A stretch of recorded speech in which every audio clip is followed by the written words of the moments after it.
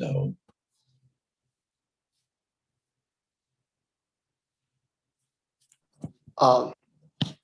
Hello.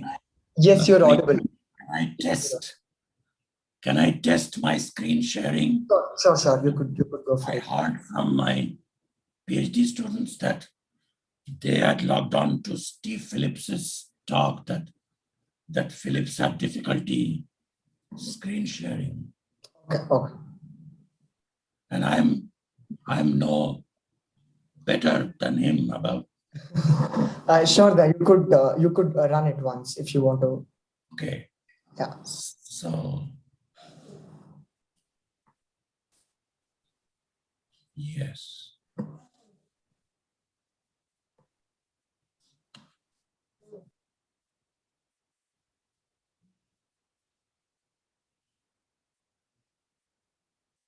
I don't want to share my desktop. There was an option before of just sharing the PowerPoint. Yes, sir.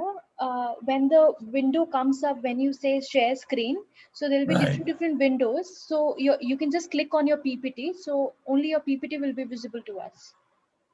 I know. Let's see. Google Chrome launch meeting. It says it's not showing the Finder.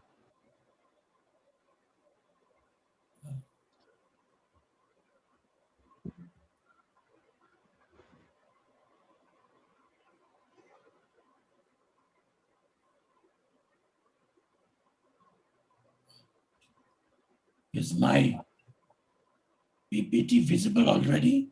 Sir, your screen is visible, not your PPT. We see. Right. This is what I want to avoid. So tell me the sequence, right? The sequence being, so now we are already connected.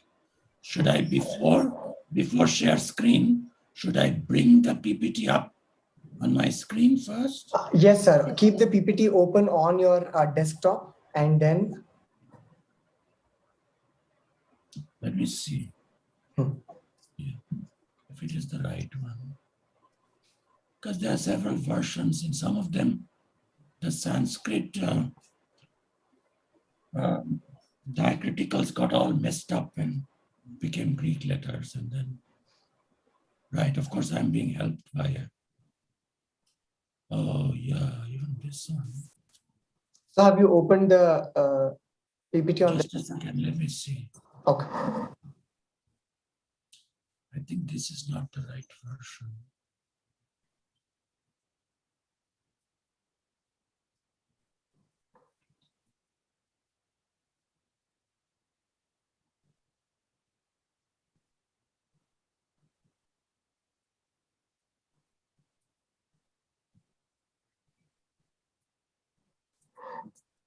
Yeah, this is the right version. Now, Okay. I've got the PPT. You've got the PPT, open it on your desktop. Now come back to the Zoom. Now, it doesn't matter whether as it is opened, it says normal view or slideshow. Like I think I can change that even when I've got shared screen. Yes, so yes. Now I should try to get you guys back. Let's see now. Okay.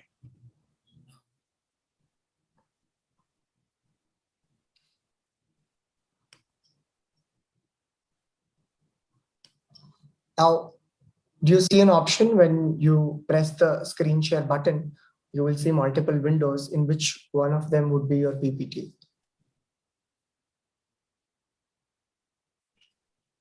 Where did it go? Yep.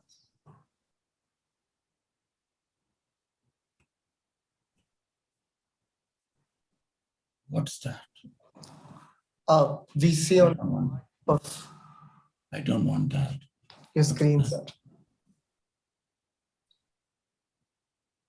Abhishek Tripathi.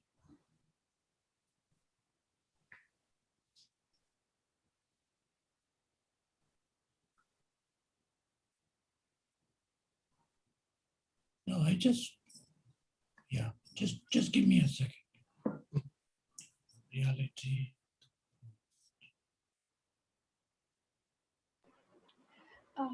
Sir, Yeah, when you do a screen share, in the options wherever you're seeing Windows, in the bottom there'll be an option to optimize, your screen. So you can just right. click on both the options, so we'll be able to see your entire PPT.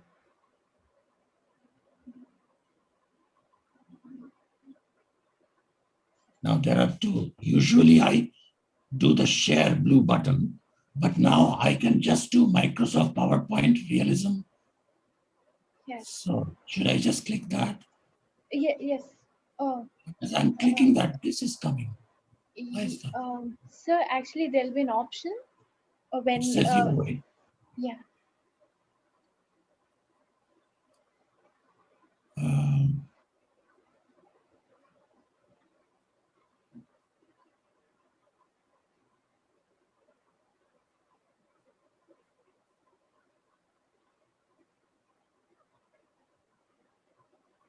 um,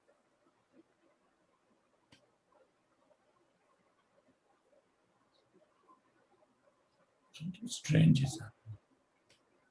Oh, good. That's good. Am I sharing screen now? Yes, sir. But it's kind of weird. Sir, can I request you to do a full screen? Thank you, Rajeshwari. I can see you. But what can you request me? Oh, let's Sir, see. to do a Size, slideshow. size, Yeah. Yes. like this. But then how do I get to Yes. slideshow? Is that okay now? Yes. Or are you still seeing my whole? Yeah, I'm able to see your whole screen, sir. Right, that's what I was wanting to avoid. Okay, let me stop share, start again. Yes, sir.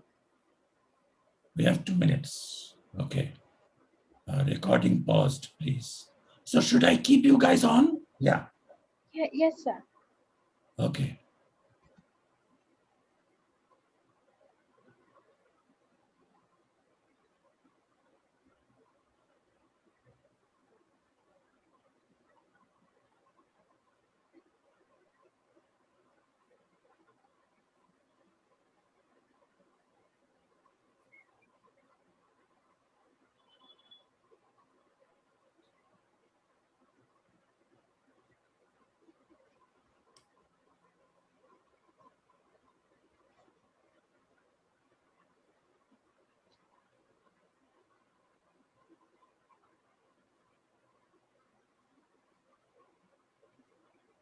Now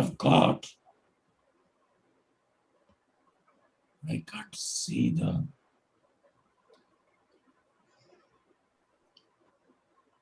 I guess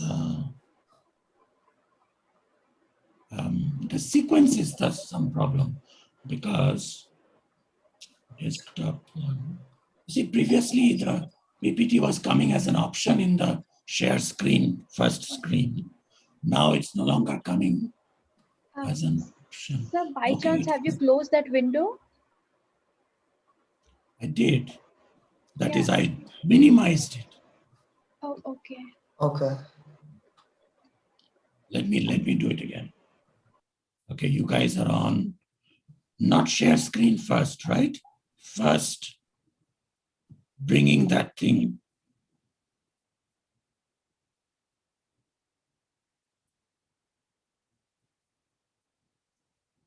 Okay. So that thing is on now. Unless I minimize it, how would I get to? I can minimize it, right? Sir, if there is an alternative, if there is an issue, if you could immediately email it to us, we could manage.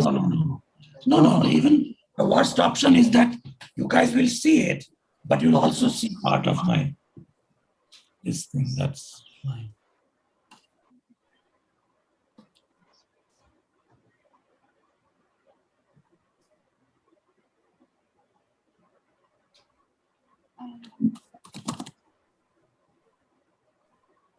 Sir, shall we start the session?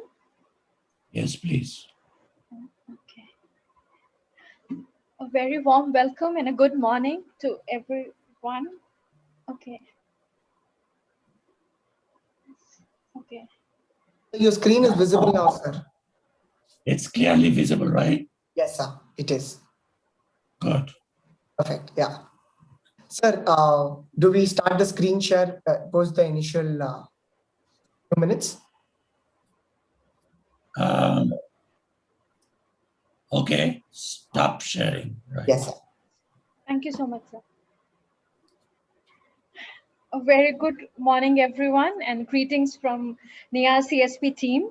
So on behalf of our director, and also I'll be requesting Sangeeta ma'am, the head of Consciousness Studies program and the Dean of School of Humanities, to please begin with her introductory remarks. Ma'am, over to you. Namaste, Professor Arindam Chakrabarti. We are meeting after so many years, and it's so wonderful to see you there. And I mean, I can't imagine the delight and happiness I have this morning just seeing him there. And I think I will be introducing him a little later. First, let me request my colleague Preet Kona to start the morning invocation for this concluding lecture of the Sanskrit series. Preet Kona is a very interesting personality, as most of you would have known by this time, because he has also been anchoring this program since its start. Preet Kona is, his background is in archaeology, and he is currently working on music exchanges between, in the colonial time between India and the British. And he also has a extremely interesting background in the sense he also is involved in charity activity. He's an artist and work with street children for their well-being. And Preet Kona also organizes a program called Kavya Lab with my other colleague, Dr. Shankar Rajaraman, whom you might have met yesterday. And so I request Preet Kona for the morning invocation, and I'm sure you're going to also say what it is before you. I leave it to you.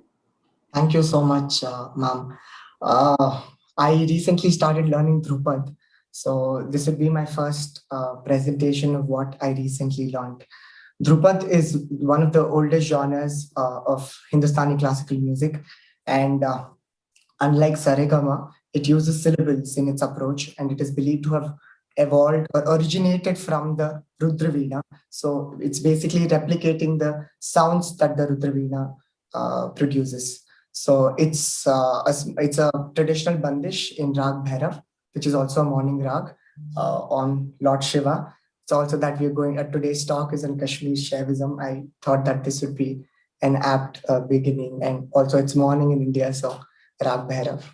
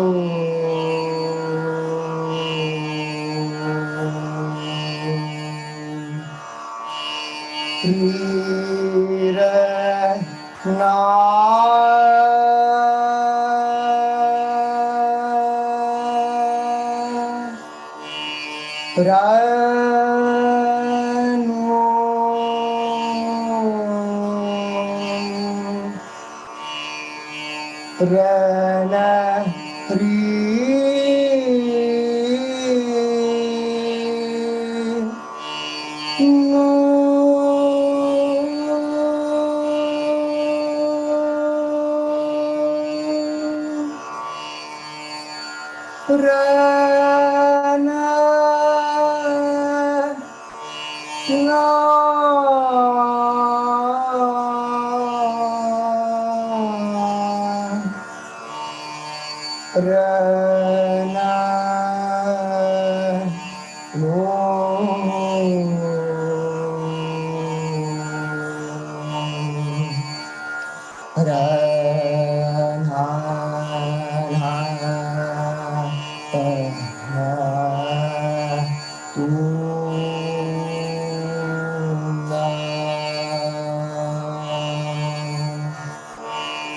Shivaya Adi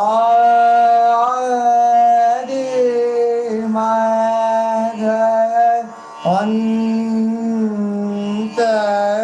Shivaya Adi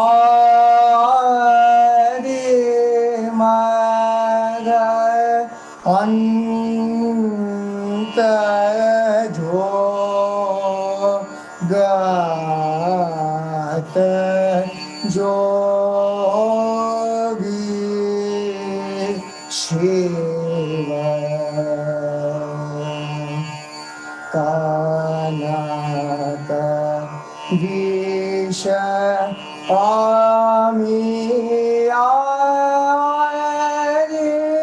Visha Bhogi Shiva Nabhi Ke Kamalate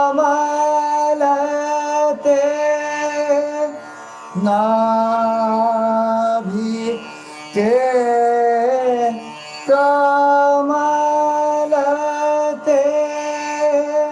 Kina Murata Bhai Bhinna Jane Soy Naraka Bhogi Shiva Adi Madha Anta Shiva Adi Shiva Adi Shiva Adi Madhya Anta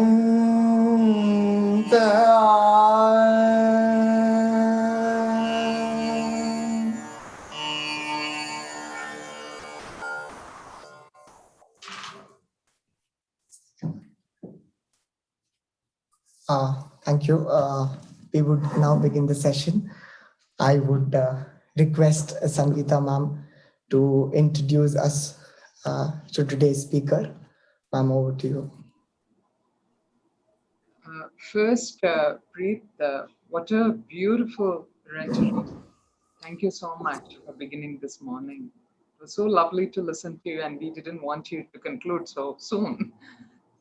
Well, uh, uh, namaste to Professor Arindam Chakrabarti again, and it is such a great pleasure to see you here after perhaps many years since I met him last at my institute, where he spent some months, and that was one of the most beautiful time, at least for me, concerning discussions on philosophy.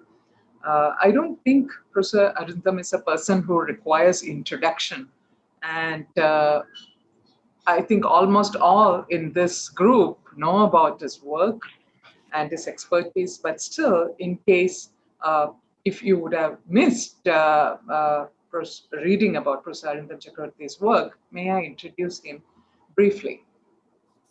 Arindam Chakrabarti is Learned Distinguished Professor and the director of the EPOC, which is Eastern Philosophy of Consciousness and the Humanities program at the Department of Philosophy at the University of Hawaii, Manoa.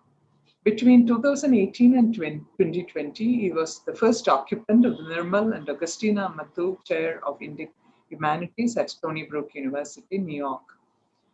Professor Chakrabarti, he did his doctoral work in philosophy of language at Oxford in early 1980s under Sir Peter Strawson and Sir Michael Dement. And since 1984, he has taught at University of Calcutta, University College London, University of Washington, Seattle, University of Delhi, and for the last 22 years, University of Hawaii. In fall 2018, he occupied the chair, as I mentioned to you, and his publications are always a source of great joy. And to mention some of his work, he published Denying Existence on the Logic of Singular Negative Existentials from Synthese Library series in 1997, and has most recently edited the Bloomsbury Research Handbook of Indian Aesthetics and Philosophy of Art, which is in 2016. And his recent major book is Realism's Interlinked Objects, Subjects, and Other Subjects from Bloomsbury in 2019. And to say a little bit about this book, which I find very fascinating, this book, which is Realism's Interlinked, brings together over 25 years of Arindam Chakrabarti's original research in philosophy on issues of epistemology, metaphysics, and philosophy of mind. Organized under the three basic concepts of a thing out there in the world, the self who perceives it, and the other subjects of selves, his work revolves around a set of realism links. Well, as I said, it's always a pleasure to listen to Professor Arindam Chakrabarti and also to read him, because he is one of the very few, or perhaps the only one, who could talk philosophy in such an engaging manner and keeping us always abreast of what is going to come next.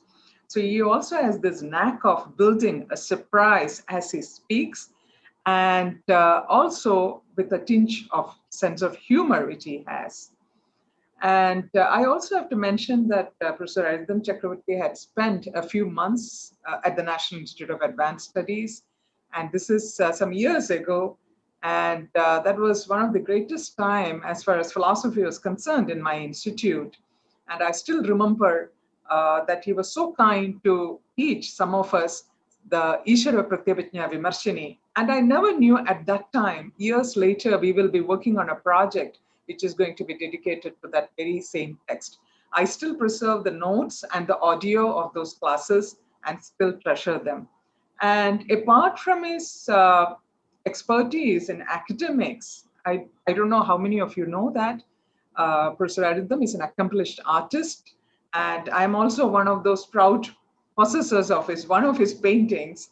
And he's a musician, and he also paints. It is he who was the inspiration behind the logo for Professor Ramarao Papu's Vedanta Congress series, which is of the two birds sitting on the branch following the Taittiriya metaphor. So I can go on and on the topics Professor Arindam has spoken, we have heard, and the expertise he has, and how much a pleasure it is always to spend some time with Professor Arindam Chakrabarti. On behalf of our director, on behalf of all of you, my colleagues, and everybody in the Institute, I warmly welcome Professor Arindam Chakrabarti. I also have to say that this series is a result of Professor Madhav Deshpande's vision for bringing in the contemporary Indian history in such a manner. So may I also extend a welcome on behalf of Professor Madhav Deshpande and myself, and perhaps I don't know whether if Madhavji would like to say a few lines before we hand over to Professor Arindam. As Patanjali says in his Mahabhashya, Mangaladini, Mangalamadhyani, Mangalantani cha Shastrani Bhavanti. So it's quite appropriate to have a Mangala lecture, concluding lecture of this series by Professor Chakrabarti. I'm so happy that you accepted our invitation, and we are quite eager to listen to you. Welcome.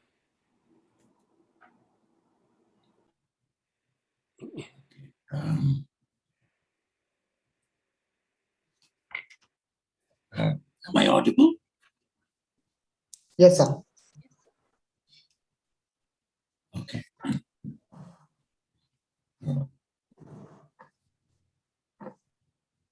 started with a Shivastuti. I had thought I would start with my own composition of a verse dedicated to the black, shameless wife of Shiva, whose nudity, I'm sure, would bother the hell out of the Chief Minister of Uttar Pradesh. But I will skip that. And I would start with a statement. I have extreme regard for Professor Madhav Deshpande, who taught me the meaning of nouns, and without ever meeting me. So here is actually a quote from Patanjali's Mahabhashya discussing the nature of kriya or verb. And actually, it's not just a joke. It is like Zeno's puzzle about the moving arrow which does not move, which is about space and infinite divisibility. This one, in a jovial way, shows the very old problem which we found in 1st century AD.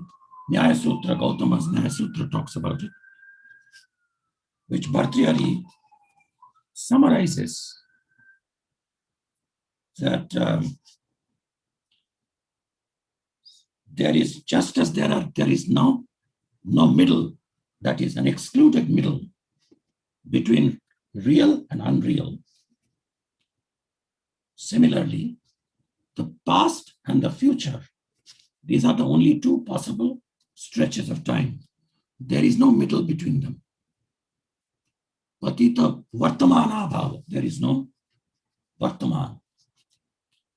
And since undoubtedly Patanjali is writing, I think, earlier than Gautama's Nyaya Sutra, so I think Nyaya Sutra is intertextually referring to that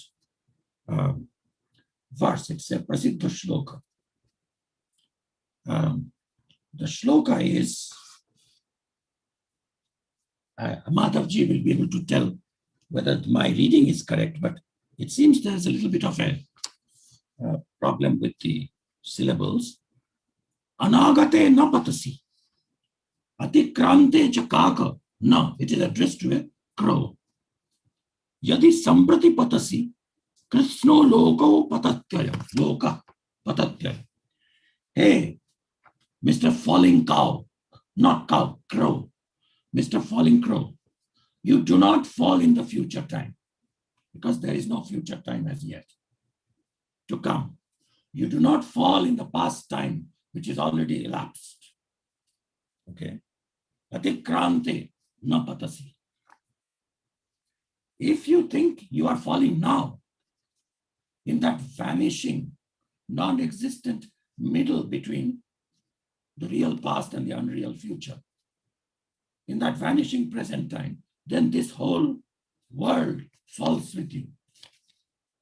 That's, I don't know whether to call it a joke. I think it's one of the most profound things one could say. Once again, breathe. My screen is visible, right? Yes, sir. Okay. Now it seems I'm not being able to go to the next locum.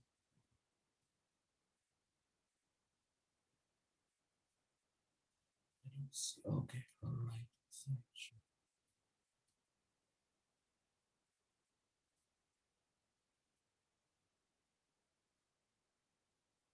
I don't want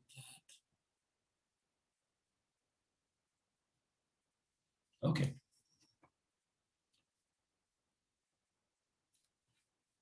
We are watching a play. And as watching, we see that on the stage, somebody is killing Kamsa and somebody is binding Bali. And Mahabhashya is asking, how come here the present tense verb is used? Kills Kangsha, binds Bali. Such sentences refer to entities and events long past, since such a Kamsa who has been killed long ago and such a Bali who had been bound long ago, even here it is justified. Okay, Atrapi Yukta. These actors on stage kill Kamsa and bind Bali right in front of our eyes. If you think that thereby, this is not optimum.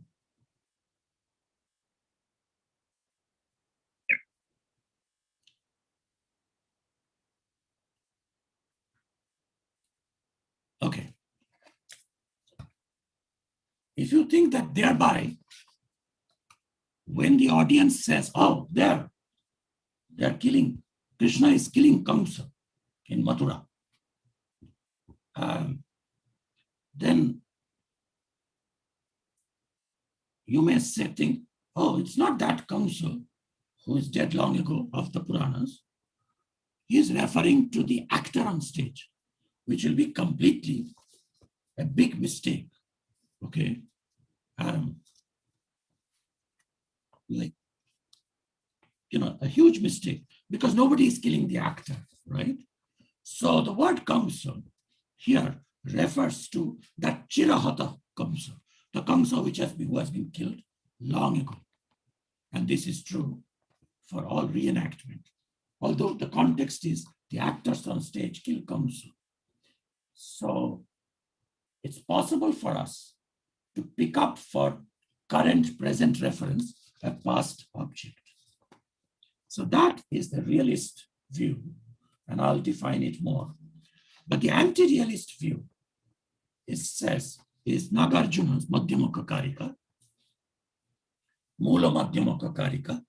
If the present and the future exist dependent on the past, then present and future would be at the past time. If present and future do not exist at the past time, by definition, then how would present and future exist dependent on that? No existent whatsoever exists. How then will there be time?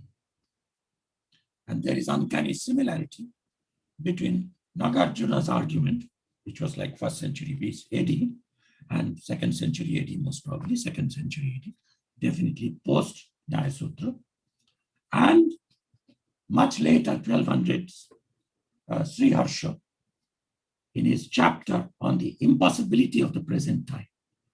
But the basic argument is still the same, that how can we say,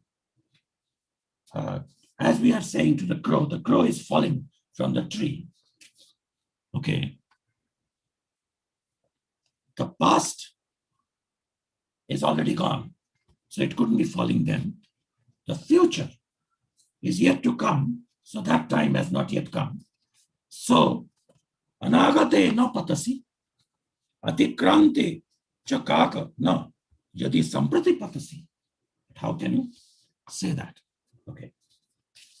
This is just a vague sense of the problem that I'm addressing. It is hard to be a realist about the past and the future, because one of the straightforward meanings of being real is being present. And whatever else the past and the future may be, they are not the present. Yet perished particulars, such as Aristotle, Emperor Ashoka, or the Bamiyan Buddha statues in Afghanistan, which have been destroyed, are absent now. But they are not non-existent in the sense of having become unreal or fictional. Okay. So what is it to be, what do I do in this paper today?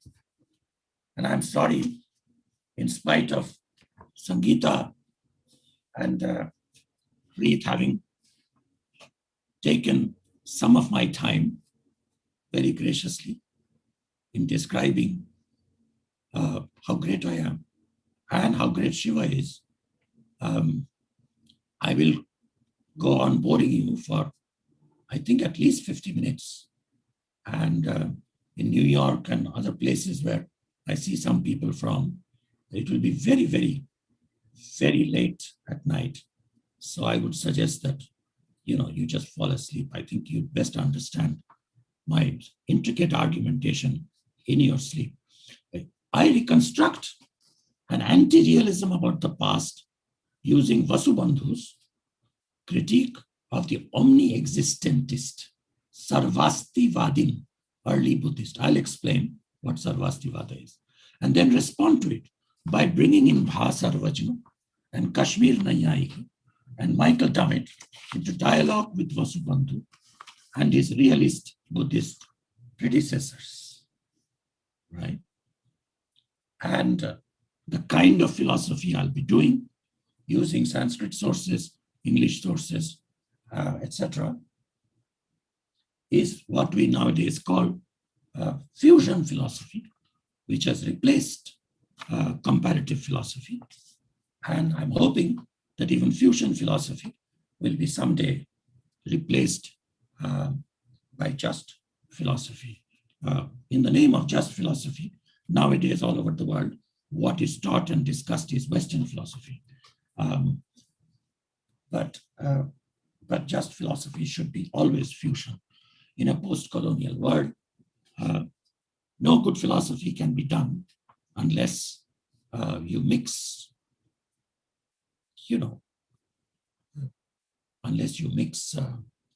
different traditions and take whatever you go, get from whichever tradition. And so that's the kind of philosophy I'll be doing.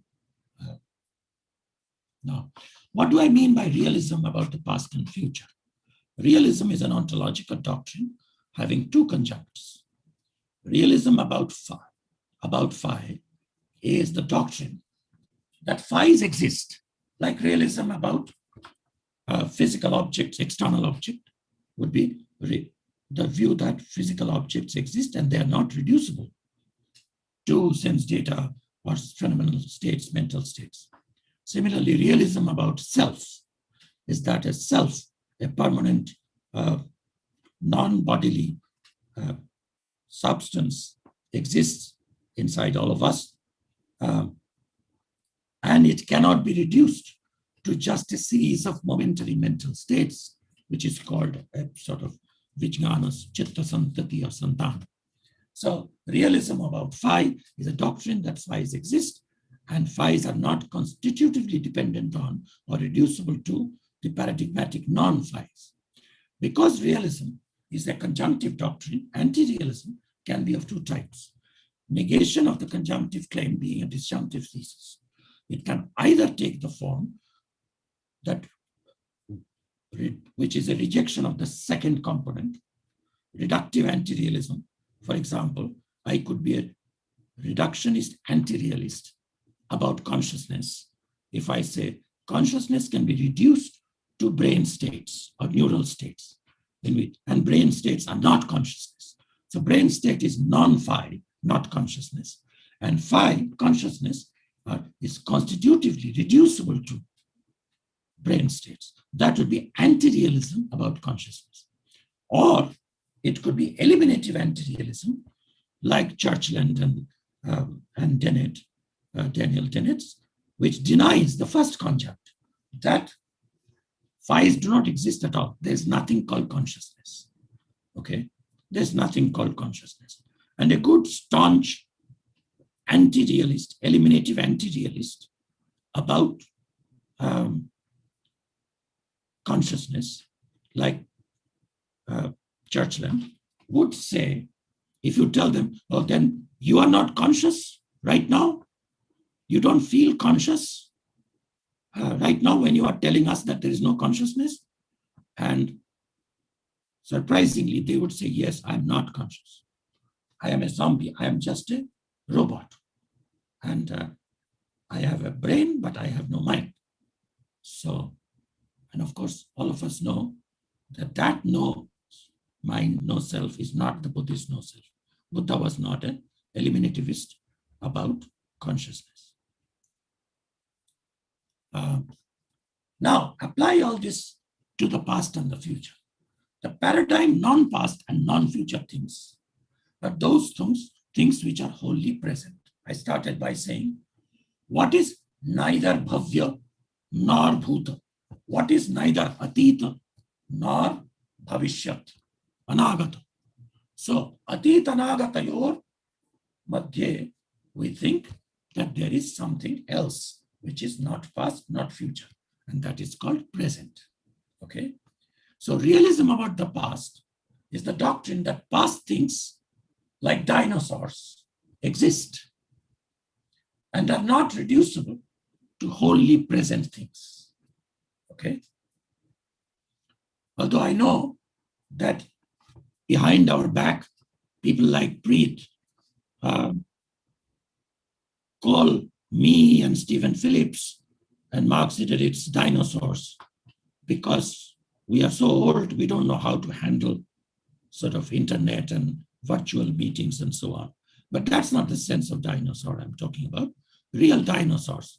Look at me. I'm talking about real dinosaurs. Okay? Where are those real dinosaurs? They exist in the past and are not reducible to wholly present things like traces, like fossils of dinosaurs. That's not a dinosaur. The fossils of those exist right now. Now, and I used to teach as a son-in-law of the department in Bozeman, Montana, in America.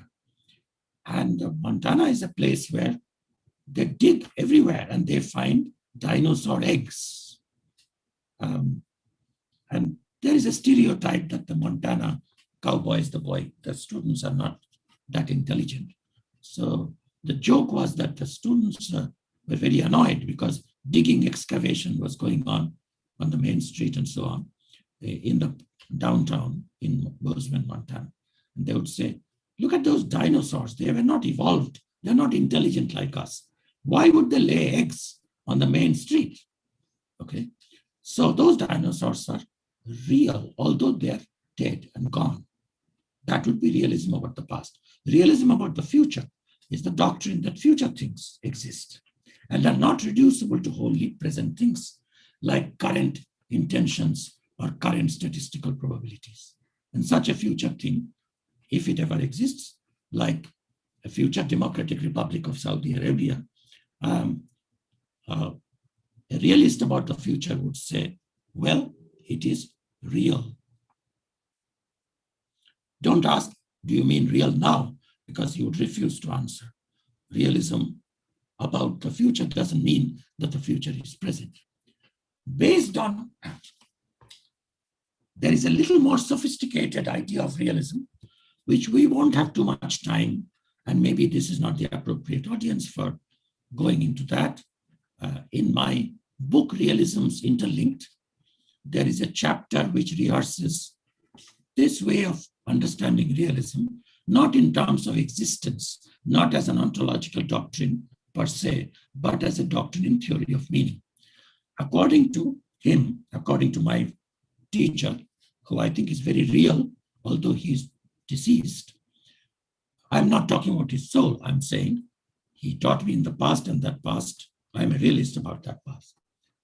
Would be to say that realism about the past and future is the view that our statements about the past and future should be understood in terms of the conditions of their being, either determinately true or determinately false, independently of current evidence or our memories or expectations, tendencies, or intentions, even if we have no currently available ways of verifying or justifying such statements or their negations. That is, those statements, even if they remain unverifiable as true or unverifiable as false, that is unverifiable and unfalsifiable, even then, nothing to do with our capacities of justifying them or their negations. Statements like Abhinavagupta had a mole on the left side of his shoulder, okay, is either true or false. It cannot be meaningless, although we will never have any proof either way. This is the sense in which one is a realist about the past, according to Michael Dammit, who himself was not a realist about anything and wanted to, across the board, argue for anti-realism. Now,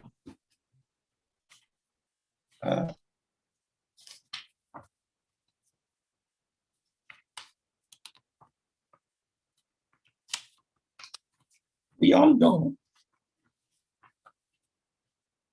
from Nyaya that absence should not be confused with non-existence. And somewhat like a bully, I have said for the last 25 years that all other translations of above, including Professor Matilal's translation as negation, should be replaced by the translation absence. And it should not be all definitely never to be translated as non-existence. It is not non-existence of the first child to be born in 2025, who is not existent now. It is not the non-existence, but the existence which is necessary for being absent. If I have to say that Mark Sideritz is absent from this meeting, then Mark Sideritz has to be real as a pratiyogi of an absence. And this is the other advantage of translating absence as abhava as absence, because we can translate this opaque term, abhava pratiyogi, simply as an absentee. Because in Indian logic and epistemology, we have to talk constantly, not just about absence or only about absentees, abhava pratiyogi, but about the limiters of the absenteehood of the absentee, pratiyogita vachchedaka dharma, etc. Could the perished particular or not yet actual forthcoming entity be totally absent, atyanta abhava pratiyogi, and yet, because of its absence, somehow existent? From very ancient times, at least from the beginning of the Christian era, the question whether events in all three times are equally real had divided Buddhist metaphysicians in India into different camps. Okay? Now, all of us understand why we need to make this distinction between absence and non-existent. A classic example of a non-existent object would be a flying horse, Pegasus. Harry Potter, okay, does not exist. Sherlock Holmes, non-existent. Strictly contradictory entities like a barren woman's son, Bandyaputra, or rabbit's horn, these are non-existent. But because they are non-existent, we can never see their absence. I can't say, opening my fridge, I can say, oh, there's no milk in the fridge. Milk is absent because milk is real. That's why it can be absent. I can't say, opening my fridge, oh, where's the flying horse gone? Okay, Harry Potter is not in my fridge. The square circle paneer is not there. No. Nayayikas, old or new, do not admit alika pratiyogika abhav. There is a school of thought in India, Madhvas, who believe that atyanta bhava pratiyogis could be necessarily non-existent, forever non-existent people. Okay, things. Even though staunchly adhering to Buddha's basic doctrine of impermanence of all things, some early Buddhist realists called themselves omni-existentists, sarva asti vadins, sarvam asti. Past, present, and future events, all of them exist, precisely because they believed that the impermanent event factors, dharmas, of past and future are real as the ephemeral process things of the present. I don't have it on my PowerPoint, but I would like to share the reason the Sarvastivada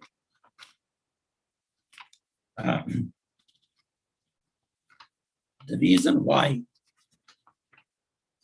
they had to believe that the past, present, and future must exist. Okay.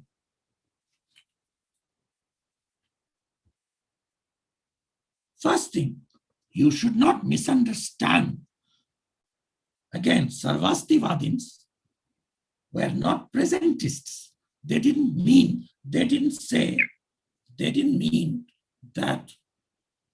to exist is to exist now. So when when people misunderstood, oh, you are saying you are eternally, everything is always there now. So you mean to say, the Twin Towers in New York, in Manhattan, which were destroyed in 9/11, they exist now? No. Who said that the past and future exist like the present? I'm quoting from Abhidharma Kosha Bhashya, ADKB, right? Okay, fifth Koshasthana. Who said that the past and future exist like the present?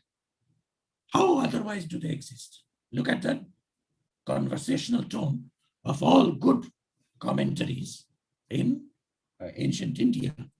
Patanjali writes like this, we just saw, and so does Shavara, the commentator on Mimamsa Sutras, and so does Vasubandhu in the Abhidharma Kosha Bhashya, and of course Udyotakara in the Vartika. How otherwise do they exist if they don't exist now? To this we answer, well, as past, as future, not as present. They exist as past and as future. Okay.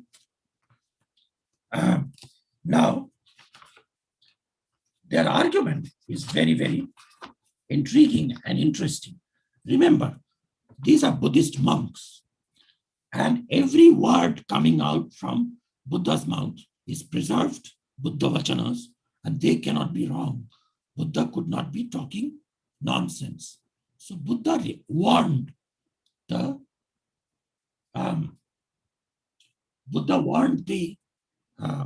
monks that, listen, do not get attached and nostalgic to the past. Okay? Do not try to destroy your present country in the name of going back to Rama's kingdom so that at the drop of a hat, you can banish your wife or put her in fire. Ah, what great times were those, nostalgically. Do not get attached to the past, even if the past was glorious. And do not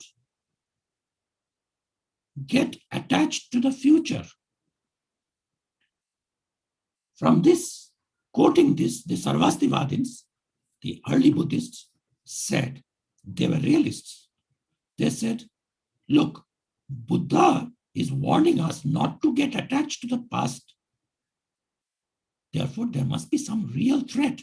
The past must be real. Buddha could not be telling us, oh, never get attached to flying horses. Never get attached to square circles.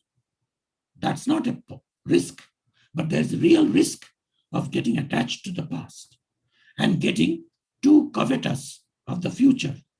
An object of this attachment must be real for Buddha's warning to have a point, to be meaningful. Since Buddha's warnings about attachment to the past and future could not be meaningless, therefore the past and future must be real as the present. Therefore, sarve kalaha, okay, past, present, and future are real equally. Now, they could stick to the doctrine of universal flux and even momentariness of all beings while accepting the reality of the past. And that shows that they were neither presentists nor eternalists. In contemporary 21st century Western metaphysics of time, these are two alternatives which are offered. But the middle position of the Sarvastivadins is very often skipped. People don't see that. And we'll see that there are 4 different alternative formulations of this realism about the past and future. within the Sarvastivadins. Not only is there one possible position, which is neither presentist nor eternalist, and neither does it deny the existence of time, like Nagarjuna does or Sriharsha does, but being a realist about past and present, avoids presentism and eternalism. Not only one position, 4 such positions. Presentism could be summarized as the ontological threat to past and future entities of the form, either now or never. Eternalism, on the other hand, could adopt the slogan, to be is to be forever. And neither of those is what the Sarvastivadin is saying. Okay.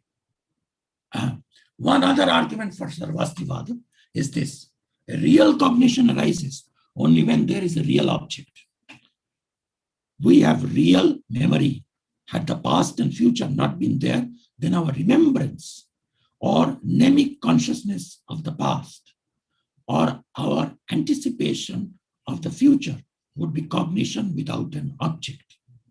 Think of what will happen to Marcel Proust's novel, Remembrances of the Thing Past. That would be completely about non-existent entities and not about memory, although there is a wrinkle there, whether it's fiction or not. Sangeeta, please unmute yourself and tell me yes or no.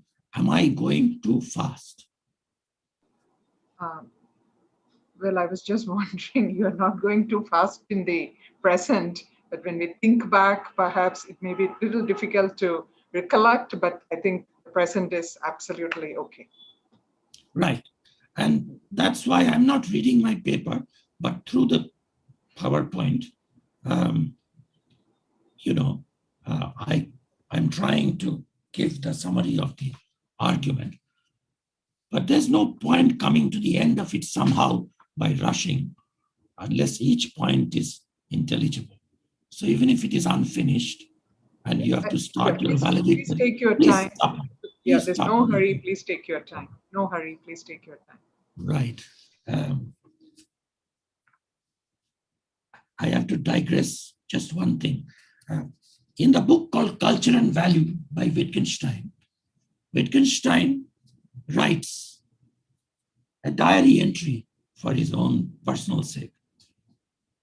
If I had to invent, I'm quoting, I had to invent a greeting specially reserved for one philosopher to the other.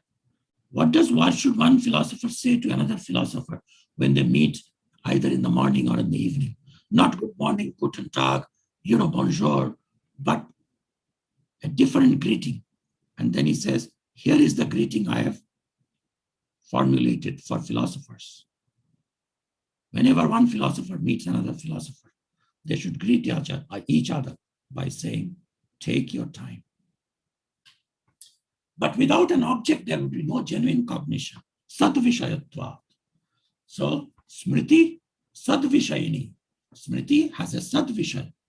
Therefore, the object of Smriti, memory, which is the past, must be real. That is the Sarvastivada argument. Okay. Now, 4 types of omni-existentists.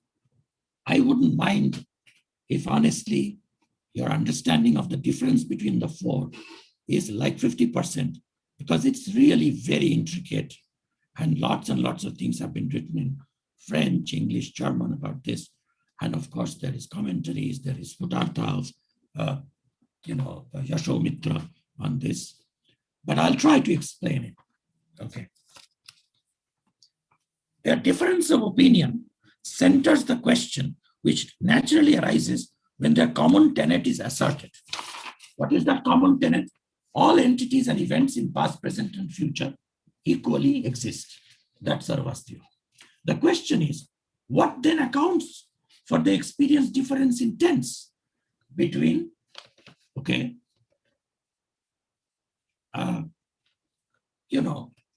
pot was there, a broken pot now, okay? The pot is there and the pot will be there. So when we talk about Dvangsa Bhava Pratiyogi pots, we say the pot was there, okay? But when we talk about the present, we say pot is there. And we feel that. It's not just grammatical. Those who take this felt tense difference to be a difference in the mode of being, bhava. So what happens? Bhava anyatha bhavati. Bhavo anyatha bhavati. Okay. So this is called bhavanyathatvavadi, like bhadanta dharmatrata. These are all within the first 4 centuries after Christ. Okay. And Vasubandhu is writing around early 5th century about them. So Bhadantra Dharmatrata says those who take it to be a difference in mode of being, those who take it to be a difference in salience and non-salience of defining lakshana, they are called lakshananyathatvavadi. And then there are those who take these distinctions to a difference of relative position. Okay. Relative position or situation, phase, avastha. So they are called avasthantaravadi, avasthanyathatvavadi, bhadanta vasumitra. And then those who have talked about mutual difference with respect to a past, something is present, with respect to the present, something is past. And they are like the relationship between mother and daughter. Okay. Nobody is absolutely a mother with irrespective of everybody, but only with respect to the daughter. In that sense, this is called anyathatmavadi. Okay. As could be expected, the first view that the thing is the same. So just as ekena mritpundena sarvam mrinmayam vijnatam vacharam mano vikaro namadiyam mritika ityeva satyam. So satkaryavada. This view is rejected by Vasubandhu, the Bhavanyatha, because it appears to be indistinguishable from a Sankhya Vedanta type eternalism with respect to the essential substance of the entity remaining the same, but sometimes appearing in the past form, past bhava, sometimes as present bhava, and sometimes as future bhava. That is rejected. This is inconsistent with Buddha's, because Buddha opposes Shashvatavada, eternalism. Things are, bhavas are eternally there, timelessly. Buddha doesn't believe that. So you can't be a Buddhist and believe bhavanyathatvavada. The second view considers a thing the lakshananyathatvada. In each mutable entity, all 3 tenses, pastness, presentness, and futureness, are all available at the same time. But only one of these features is saliently attained at any one time.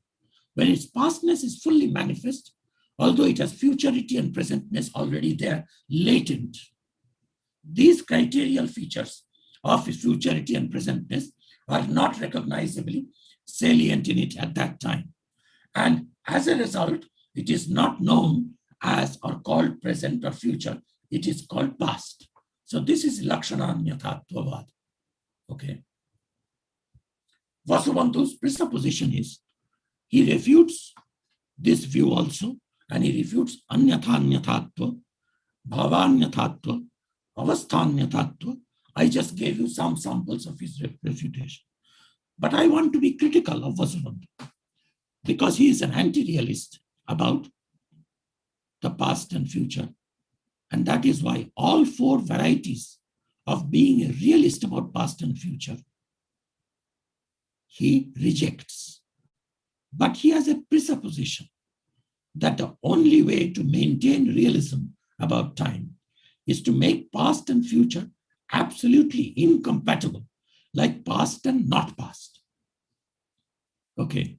Now, this doesn't match our ordinary human experience. Okay. And look at what the human experience is. Any event which is now in the future.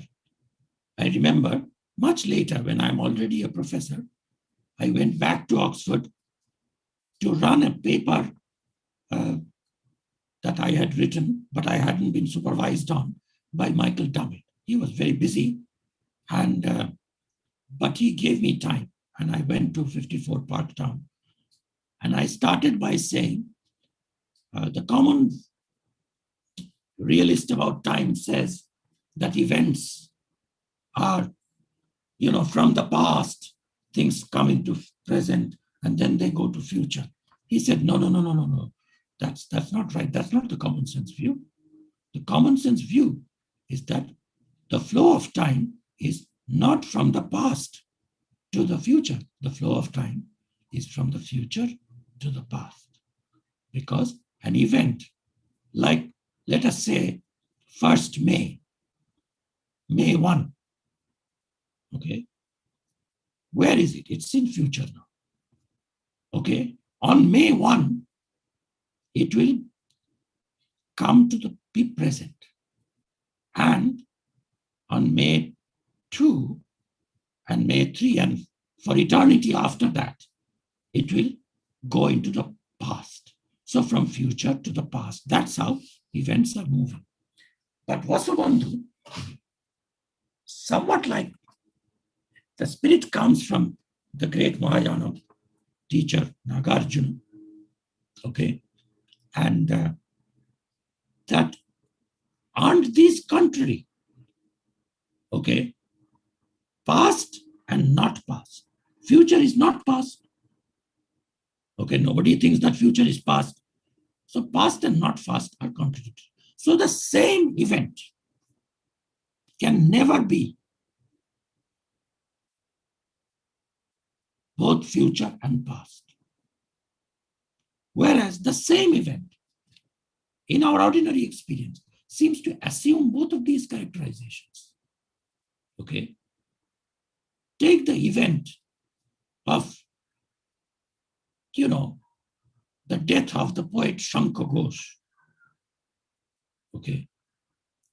It was in the future for the last 89 years. And then a few days back, last week, it became present. And now it is an event of the past. The same event is past, present, and future. Whence the suspicion that pastness and futurity, then it is just your position. The observer, speaker, mind dependent rather than objective. Then you become a reductionist, anti-realist about past and present. Yes, it can be reduced to your memory. Past is not objectively real. It is real in your mind, in memory. Okay? It only appears in your memory. And we shall see, I'll quote from Abhinav Gupta. Abhinav says, Bhati chet asti eva. If it is appearing in memory, if it is shining, pratibhati, bhasamana, as an object of knowledge, then it must be real. There is no other way of being real. Okay. So, if a thing exists in the past, present, and future, Abhinav, this is Vasubandhu's summary by a great contemporary author who teaches at Princeton, Jonathan Gold, paving the great way on Mahayana, on Vasubandhu. If a thing exists in the past, present, and future, that seems equivalent to saying that it always exists, which goes against Buddha. It would appear to be straightforward then that based upon the doctrine that conditioned things are impermanent, that is by modus tollendo tollens of the first conditional. If a thing exists in all the three times, then it is always exists. But now nothing always exists according to Buddha. Therefore, nothing exists in past, present, and future. That is the anti-realist view that Vasubandhu is coming to. Okay? But here we may have a doubt that when we say not past tensely, I say Michael Dummett, who is dead, taught Arindam. You cannot say Michael Dammit is teaching Arindam.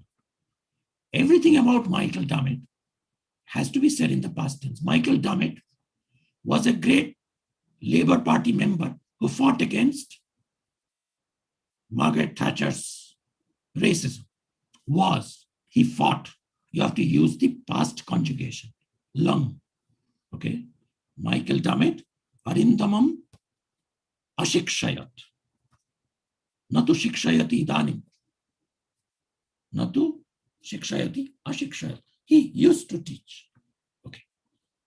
But one thing you cannot say in past tense about Michael Dammit, and this is true of him now. Michael Dammit is dead. It is completely misleading and absurd to say Michael Dammit was dead. Okay, he is dead. So from that sentence, Michael Dammit is dead.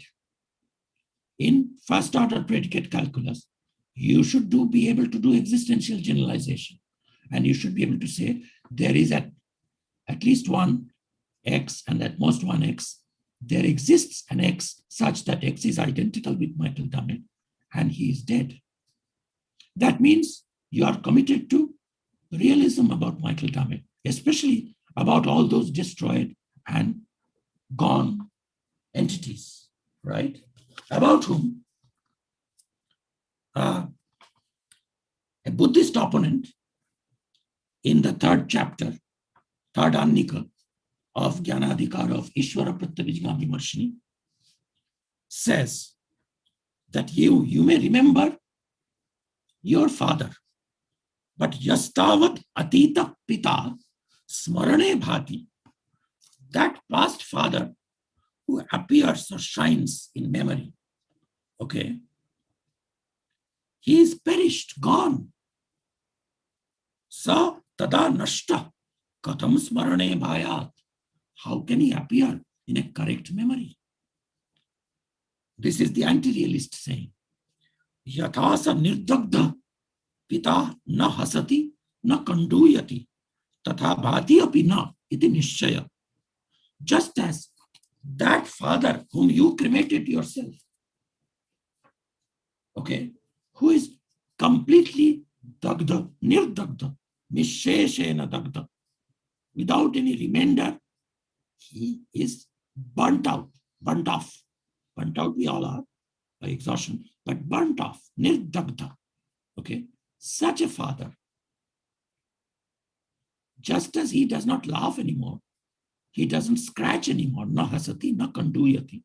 Similarly, na bhati api. Okay, but we know that he appears in memory. So perhaps he has a different kind of reality. And here we can get a help from Frege.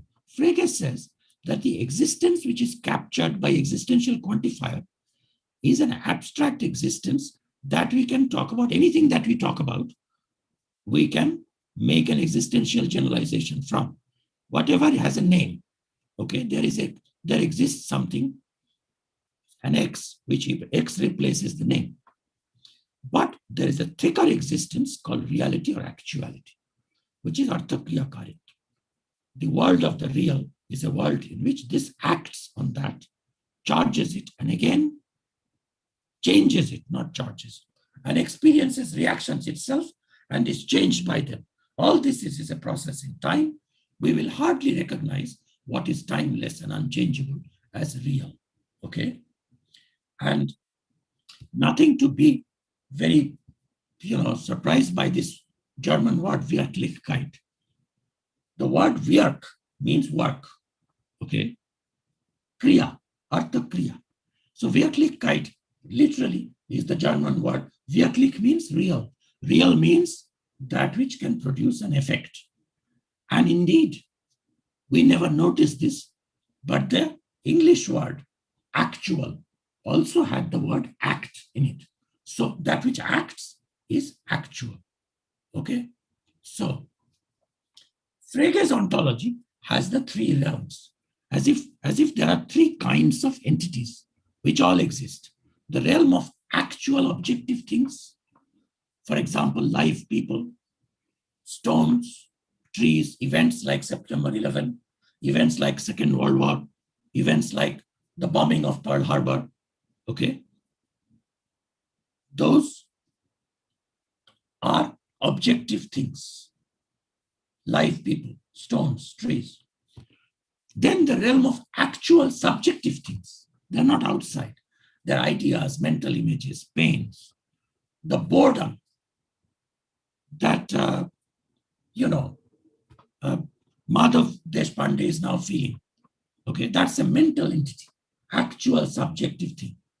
Okay, then there is the realm of non-actual objective things, numbers, isosceles triangles, value ranges, thoughts, senses of words. These are not actual, but they're objective. They're not subjective. Okay, sense of a sentence, thoughts. So these are the three realms of, again. Now, P.T. Geach says, with that, we can understand going out of existence, or what is the status of past objects. So as long as my father was real, then he was an actual objective thing. Okay. Now, according to Geach, my father has become a non-actual but objective thing, because my father is not a subjective thing. I didn't dream of my father only. Okay, yes, my dream about my father is a subjective thing. My nostalgia, mental state about my father, that's a subjective thing. But my father himself now is not actual, because he's not at present producing any effect. Okay, but he is a non-actual objective thing. But I don't agree with that view, because Frege could not have meant that all dead people and cities and buildings which no longer exist currently count as abstract objects. Because if that was correct, as Dummett says, if Geach were right, then Dummett fears the verb exists would simply be equivocal. After all, what difference of sense could be greater than one involving a difference of logical type, that between a quantifier and a first level predicate? So we cannot use Frege's distinction of the three kinds of existence to understand in what sense we want to say the past exists, but the past is not actually here now. A similar worry can attach to the Buddhist omni-existentist insistence that asti is treated as an underivable unitary technical term. This is a very smart move that some Vaibhashikas made, some Sarvastivadis. They said, oh, no, there is no tense, because asti is not the present tense form of singular third person, form of the Bhudhatu or us or whatever. Asti is not that. It is a indeclinable asti. It's a single word. The word becomes suspiciously equivocal. How can there is be a second level special quantifier predicate of predicates, while there remains a first level predicate or of perishable particulars admitting of tense variations? So even that does not work. Now, after having discussed in the light of Dummett's criticism, Vasubandhu's criticism of the views of why you cannot be a realist about the past and future, I am coming to, hopefully, my ally, Bhasarvajna, who will be a realist, because Nayayikas are realist about all external events. And Bhasarvajna says, but then, I'm translating, I don't want to read the original here. It is from Nyaya Bhushana, a text which is his own auto-commentary on a shorter text called Nyaya Sara. And it's from Kashmir, and it has all the beauty of Kashmiri thinking. And as I will end by showing, it is very open-ended, his views about the past and future. He's trying to stick to a reality of the remembered object. But then, if the pot has existence in all three times, then would it not become eternal? would it not become eternal? This was the worry. Bhasarvaka's answer to that is that is characteristically robust.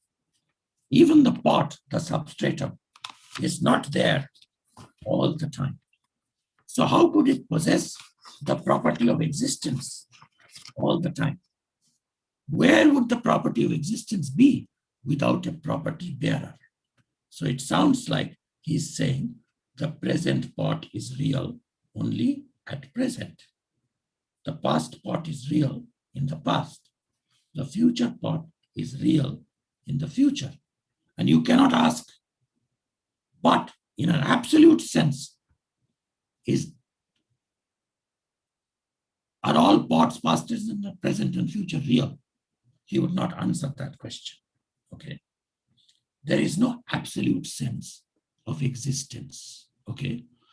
In some Nyaya texts, it is said rather bluntly that astitvam is vartamanata. In fact, Dinakari, commentary on Siddhanta Muktavali of Bhasha Parichet, Dinakari commentary says, astitvam nama vartamanataye. But that is not the view of Jagadisha Tarkalankar, who says, astitvam nama swarupavatvam.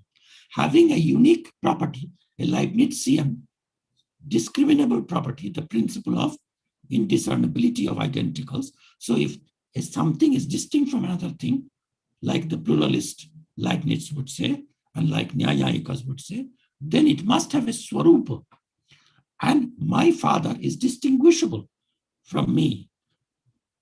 And as long as he is distinguishable, he has an anubhaya vritti dharma, tat vyaktitva.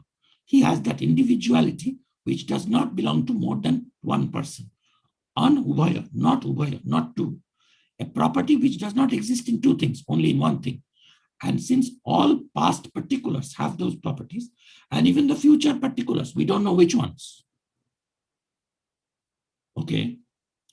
But all the unaborted babies, not the aborted ones, okay, but the future ones, which will be existing, next year, 10 years from now, if there are, unless the whole world is, destroyed forever by the pandemic or something, then each of those babies have an anubhaya vritti dharma, swarup, a swarup. Astitvam swarupavatvam tacha anubhaya vritti dharmavatvam. If you guys, anyone wants to find out where this is discussed wherever this view of Nyaya Vaisheshika that astitva, abhideyatva, and jneyatva, prameyatva, knowability, nameability, and existence are ubiquitous properties. They are omnipresent, kevalannohi dharmas. They are everywhere, everything in the world. And this is very much like Quine, who starts his paper on what there is by the question, what exists? And he says, everything, every entity exists. And that's Nyaya's view also. So then how can you say, in what sense does the past exist? Answer. Bhasarvajna answering the question.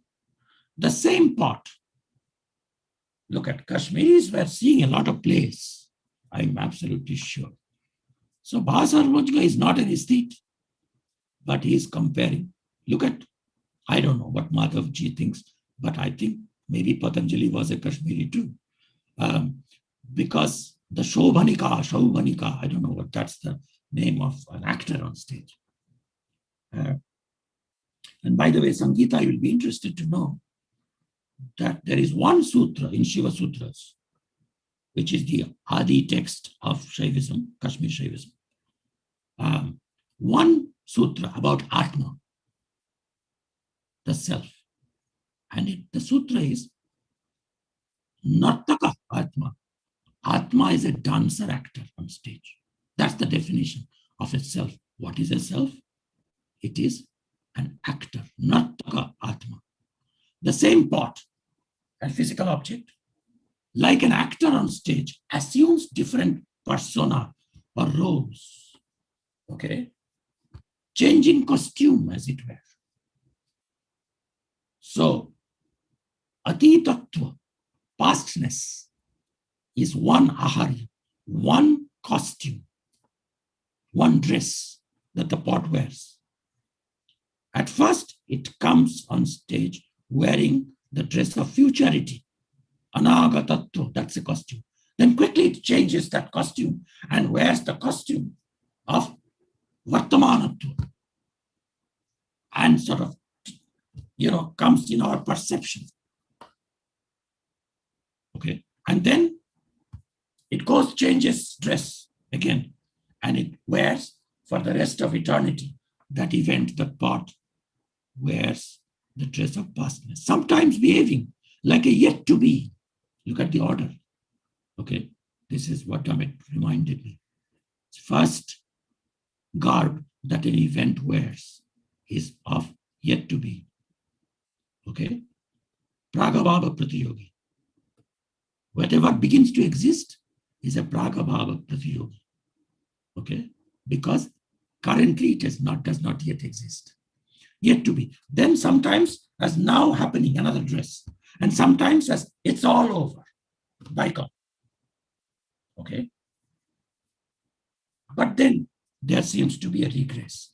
The very fleeting roles assumed are themselves sometimes assumed, sometimes not yet assumed, and sometimes given up or relinquished. Is it the same role or character?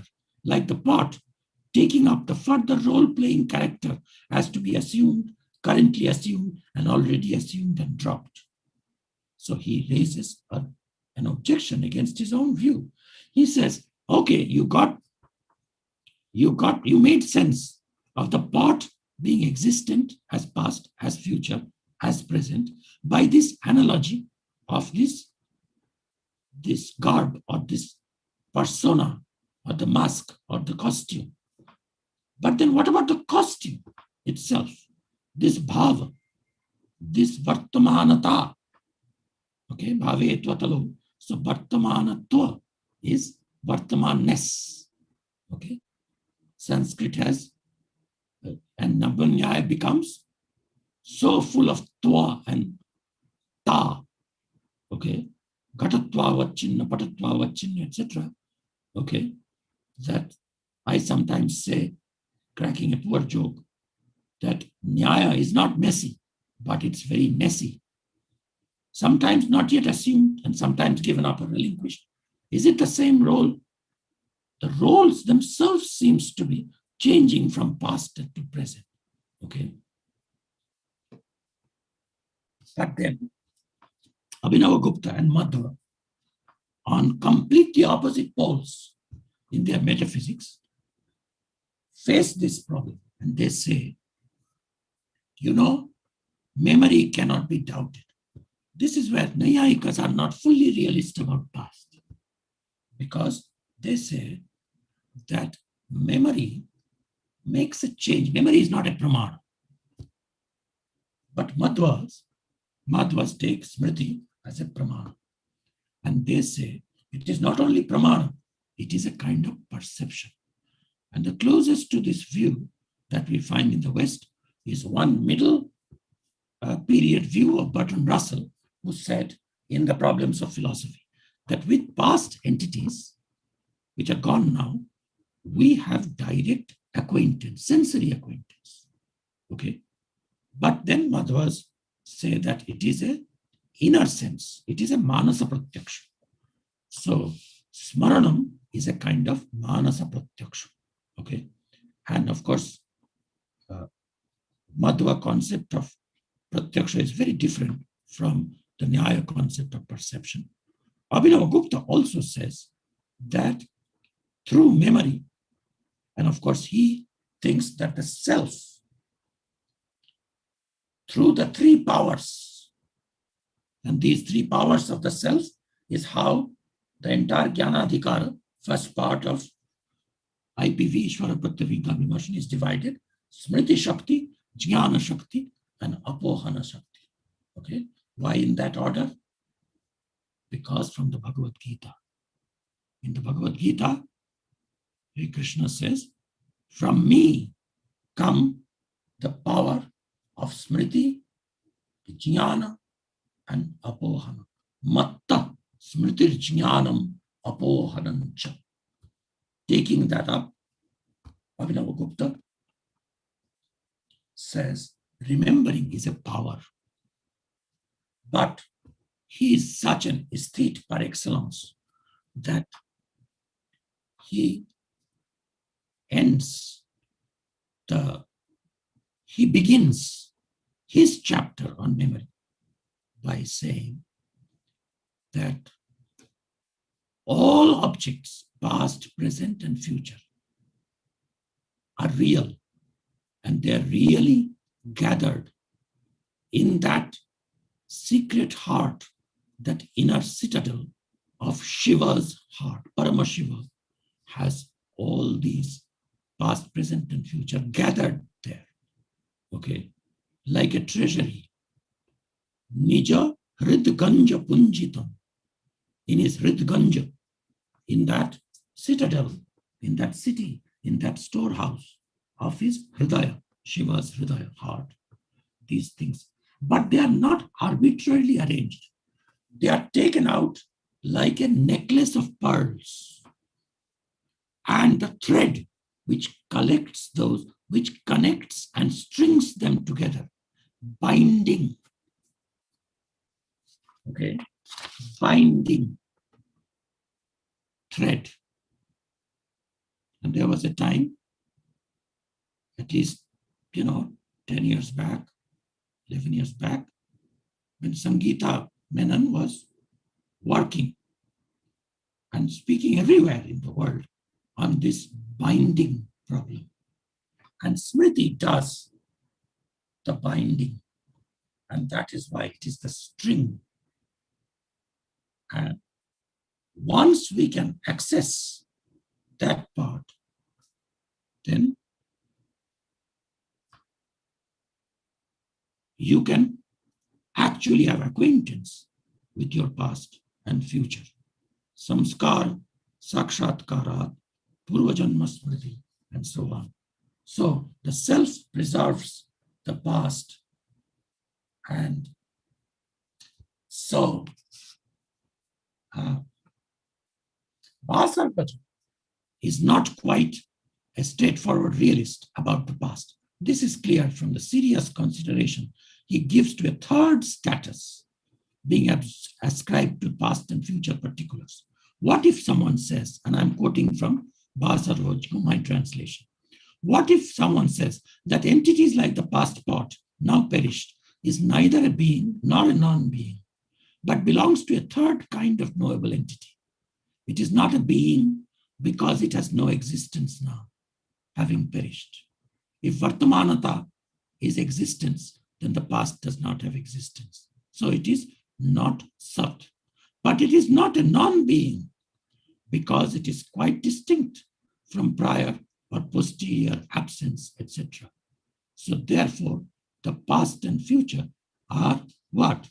Na Sat, na Asat. And all you Advaita groupies know what that is. That is anirvachaniya. Sat, asat, anirvachaniya. Neither real nor unreal. But then he rejects this option by insisting on the law of excluded middle between being and non-being.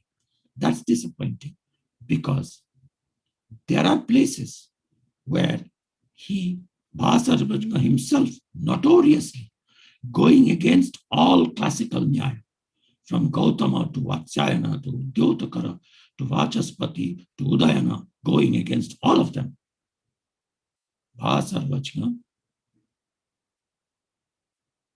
takes the Advaita path when he says that in perfect liberation, there is not just absence of suffering, but there is bliss, extreme, complete, infinite joy and ananda. Vasarpacha is a single exception. He is an Ananda Mokshavadim. He believes he is a Nayayika. And it seems to me, being a Kashmiri, he could not tolerate the Nyaya official mainstream view that after so much effort, when you get liberated, you will have nothing but absence of pain. And not just absence of pain, absence of all awareness also, cognition also. But Bhasarvajna sided with the Advaitins there, saying that moksha is an anandamaya existence. Okay?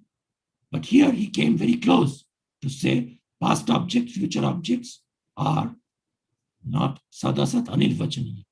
That would be the Advaita view. But that's not, Bhasarvajna does not embrace that view. I would still like to go with some form of realism about the past, present, and future, like the ancient Sarvastivadins, without committing myself to the view that everything is now existent. Past is real as past, present is real as present, future is real as future. And the distinction between them is real until I get to that timeless state. And I don't know how it feels like to be timeless. I don't think I will ever know. Not because, I have no possibility of, no prospect of getting liberated, but because this kind of vittijnana, knowledge of objects that we mean by know, will not exist in a timeless world. So I'm ending with that invocation verse of the Smriti part, which I have already discussed, because then there will be nice lingam tatparya nirnaya. The text, interpretation of text is done by 6 criteria, 6 signs or indexes of what is the main point of a certain text or a lecture. If there is upakramopa sanghara aikya, if the same thing happens in the beginning and the end, okay? And Madhavji had said that it has to happen also in the middle, but it began with the Shivastuti. I'm ending with the Shivastuti, which has direct reference to the past as an object of memory. And first the translation, then the Sanskrit. We adore, we praise, we adore that Shiva who binds together in a perfect sequence, santati, with the inner string, antasutra, the inner string of memory, all the past, present, and future objects meant by words gathered in the city of his heart. Padartha Ratna Nikaram Nija Hridganja Punjitam Grathnantah Smriti Sutrantah Santatyeva Stuma Shivam. Thank you.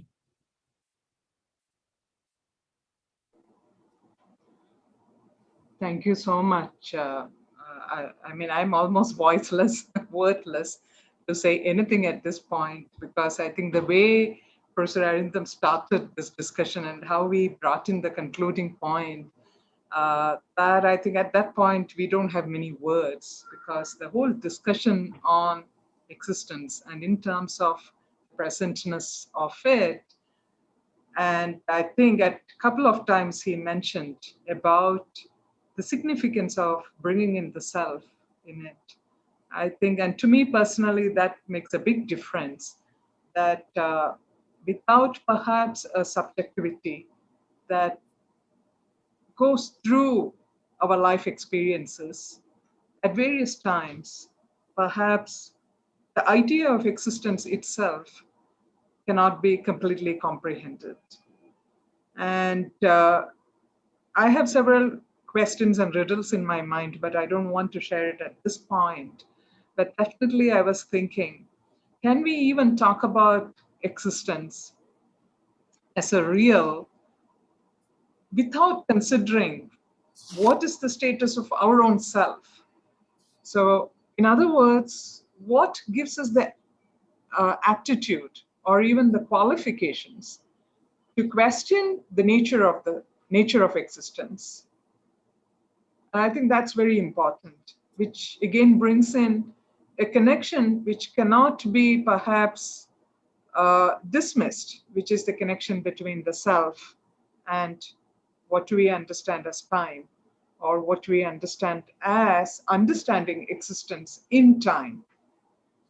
Well, I definitely would like to have a conversation with Professor Arindam, but that I will keep it for another time. At this Gita, point, I'm old and my memory will not stay till all the questions are strung together. I can give you a very brief response right now. Can we talk about the existence of other things without talking about the existence of the self? That's the question. The answer is one, no. And then, yes, of course we can. Okay. Why no? If we follow the history of Western philosophy, since you can doubt everything, and the doubt of existence of every object can be doubted, but the existence of the self cannot be doubted. So, as we joke nowadays, cogito ergo zoom, like because we zoom, we exist, right? So the existence of the self is the first certainty. From that sense, it is prior. But that's only superficial. If you really go the Upanishad way, not only can you talk about the existence and reality of objects without ever talking about the existence and reality of the self.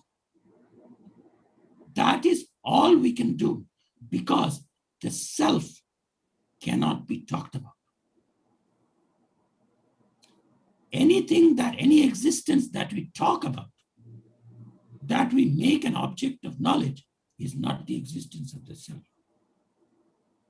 It is subjectivity that is presupposed. But my special first person, Purna Ahamta, Atma, psycho, subjectivity always remains untalked about. That is why, simple answer, can we talk about the existence of things without talking about the self? Of course you can. That's all we can do. We can never talk about the existence of the self. absolutely beautiful, absolutely beautiful. I mean, well, that's why I said I'm wordless, I'm voiceless, because the self which is untalked about, or well, I think at this point, perhaps I would invite Dr. Saurabh Kudaria, my colleague, because I know that he also has worked on similar ideas. Just to, before we begin the discussion, just to give some of his impressions, and perhaps, to make a few connections with what Professor Arindam shared with us. Saurabh Kudaria. Saurabh has a PhD. He took his doctorate from JNU, and a fascinating philosopher, bringing interest both in Western philosophy and Indian philosophy. And he also has interest in aesthetics, and currently is working on Kant and Abhinavagupta, and we have started our discussions. So Dr. Saurabh Kudaria, your thoughts? Thank you, ma'am. And thank you, Professor Arindam, for the mesmerizing and such a incisive lecture. And I had the fortune of attending many of his lectures in JNU in the various departments, and all of his lectures are like fascinating. And right from the first time I heard his lecture in JNU in 2010 in the Asian Philosophy Conference, then in the various department in the political science and the Center for Philosophy. So this has been, and I learned a lot as a student, PhD students over there. So this is this is a really very intricate lecture, and this is not my area like Indian philosophy. But I like the way, as he said, that the philosophy can only be understood when there should be a kind of the quote unquote cross cultural, where there could be a comparison. So some of my interest in the analytical philosophy, I could get some of these argument that how we understand the past, ontology of the past, because it is as a it is something which is not present. Then he goes on to say that we have to understand the difference between the absence and the non-existent. That only those entities which can have the existent at some point of the time, they can afford to be the absent. Not like the entirely non-existent things like we open the refrigerator and expect the Harry Potter is there. So this is the important distinction we have to understand in terms of the absent, difference between the absent and the non-existent. Then he also talked about that how we understand like the part further who's in the memory and how do we understand that, because it is not exist right now. Then in the then he talks the most important point I understood is through the Bhasif Raja, that past that the, of all the past things there should be a they have the individuality. There is a in the analytic there is the indissimilarity of the thing. So every past particular has the property of the individuality, and all the future particulars, if they come into the existence, they will also have this property of the individuality. So definitely based on the Nyaya, they will have the knowability, nameability, and the existence. So these are the very important things. These are the very these are the things which make the past as past, not as the something which is not which is no longer present. So then he finally talks about on the basis of the Bhasir Raja that past should not be understood in the sense of the nirvachaniya, like the being and the not being. So he also takes the position that a past should not be understood either as the neither real nor unreal, uh, but something as the realism about the past. So my question is basically like I would like to ask the, because this is a very like an intricate and very interesting the philosophical analytical problem. How do we understand the past, the ontology of the past per se, like the phenomenological notion of the past, like the past as the like as Heidegger talks about the time as the abstracted temporality, the past as the lived experience. So when he talks about the past as the he talks about the time as the lived experience, then in his temporality he gives the priority to the future, that it is the future which has the primacy in the temporality, because on the basis of the future event I can always interpret my past is not something which is that which is no longer there, but this phenomenological past is something which always to be reinterpreted on the basis of the future event. So how do we understand this part? And second, I was wondering that it was very interesting, like in the analytical manner, that how do we understand the past or the future, but how do we understand like phenomenologically we access the time, as the Paul Ricoeur talks about, in the terms of the narrative, that only through the narrative, through the storytelling, we become accessible, this past and the future become accessible to us. So this self as a narrative, which is the story we tell to ourselves, this is very significant in phenomenology. So how do we understand that? So thank you for this. Okay, very short answer. But most of your question was, and thank you for that, a summary of what I said.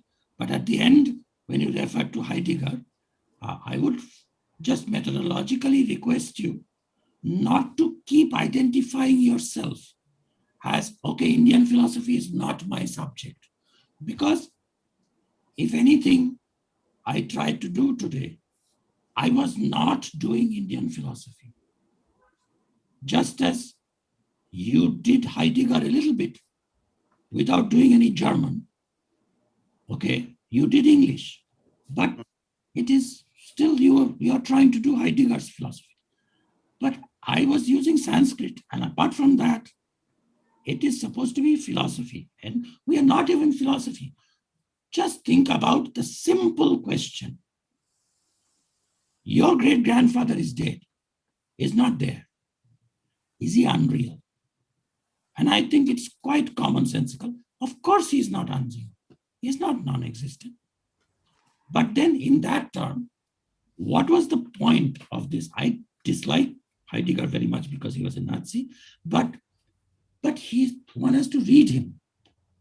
Okay, since you are doing work on Kant, you should see the most boring 3 volumes of lectures on the critique of pure reason, which have come out in translation now. Heidegger's lectures explaining the critique of pure reason.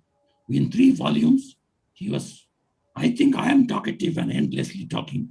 Heidegger must have been insufferable because he couldn't go beyond the transcendental aesthetic in the first 2-3 volumes. He does not do half of the transcendental, deduction of categories, and doesn't even go to the dialectics. So it's a very big thing. But he had this good point, and I have actually touched on that point today. Think, where does the universe come from? It comes from, if there is a first moment, okay, which Nasadiya Sukta says there was not. And remember, that's the root, not just of Indian philosophy, but all human thinking is absolutely in a sort of little capsule form, is there in that Rig Veda, okay, 10, is it 10.129 or what is it? Madhavji, please help me out. What is Nasadiya Sukta's number? Dashama Mandala, 10.129, is it? Can you unmute yourself? Right. Somebody tell me. I think so. 10.129. So, Nasadasit, no sadasit, tadanim, tamasit, tamasa gudamagre. This is how it goes in the beginning. So, let us suppose, okay, even if some of the younger ones are thinking of it, very funny but kind of crude sitcom, the Big Bang of the beginning, right? So, if you are a Satkaryavadi, Heidegger doesn't think very clearly, but very insightfully. He just talks a lot. I mean, what he says in 1,000 pages could be said in 10 pages, really. But this thing about the future is very significant, which is we should think that the whole world was self-contained in the first moment, right? If there is a first moment. Now, just think about when the first moment happens, what is the status of the whole world? Suppose we are in that first moment, okay? Then what is the whole world? The whole world, the history of the entire world is in the future, right? So, Adyakshane, okay, the whole samsara, all is in the future. And this is the sense in which the temporal progression is all about the future. Because if there is any correct perspective, Nasadiya Sukta says there isn't, because even the gods do not have the correct perspective. Maybe they don't know. Not just gods, they don't know, they came afterwards. They are still in the future. But even that Parame Byoman, one who is there, he knows, okay? So Atva Veda, Yadivana Veda. So it is it is a big shock to all us realists who think my point of view is right. But if there is any right point of view, it's the point of view of the beginning moment. And from that point of view, the rest of the universe is in the future.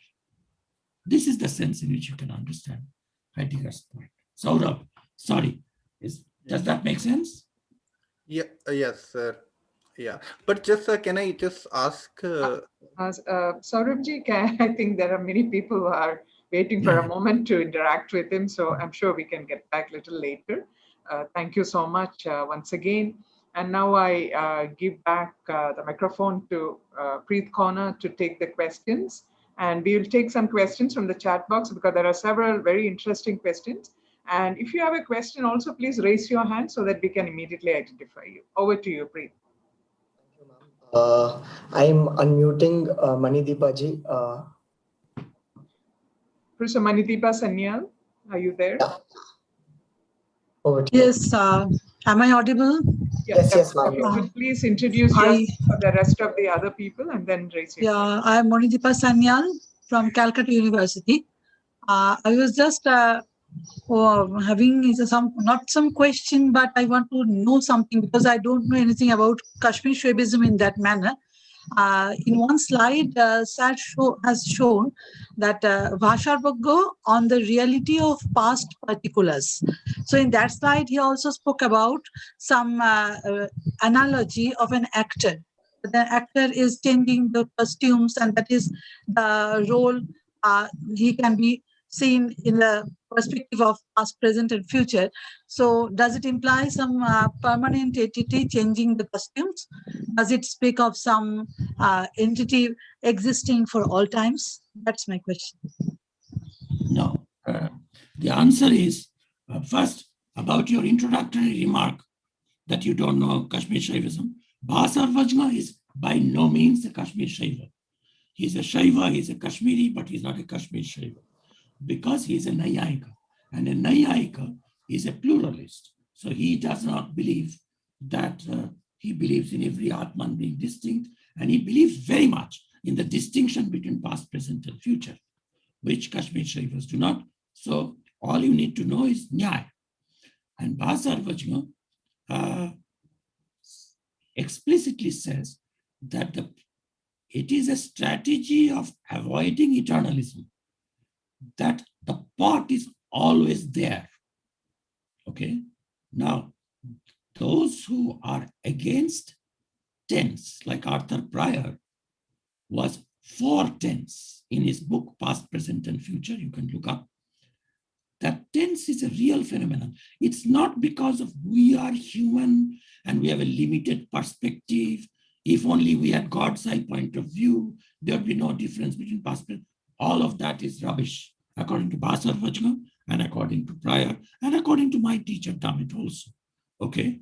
So you don't need to, but MacTaggart is somebody who believed that past, present, future distinction should not be made, although he uses that distinction to prove the unreality of time.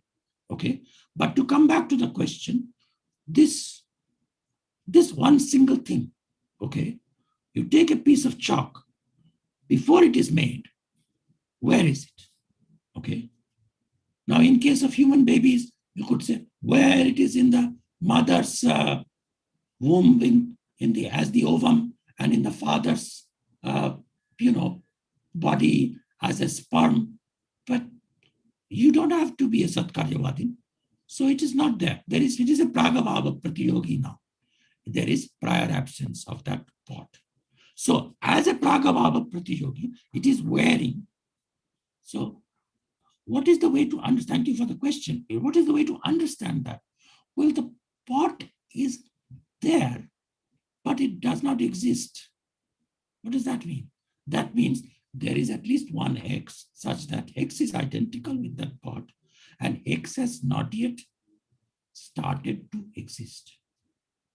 That's all. So the minimal, it's not existence.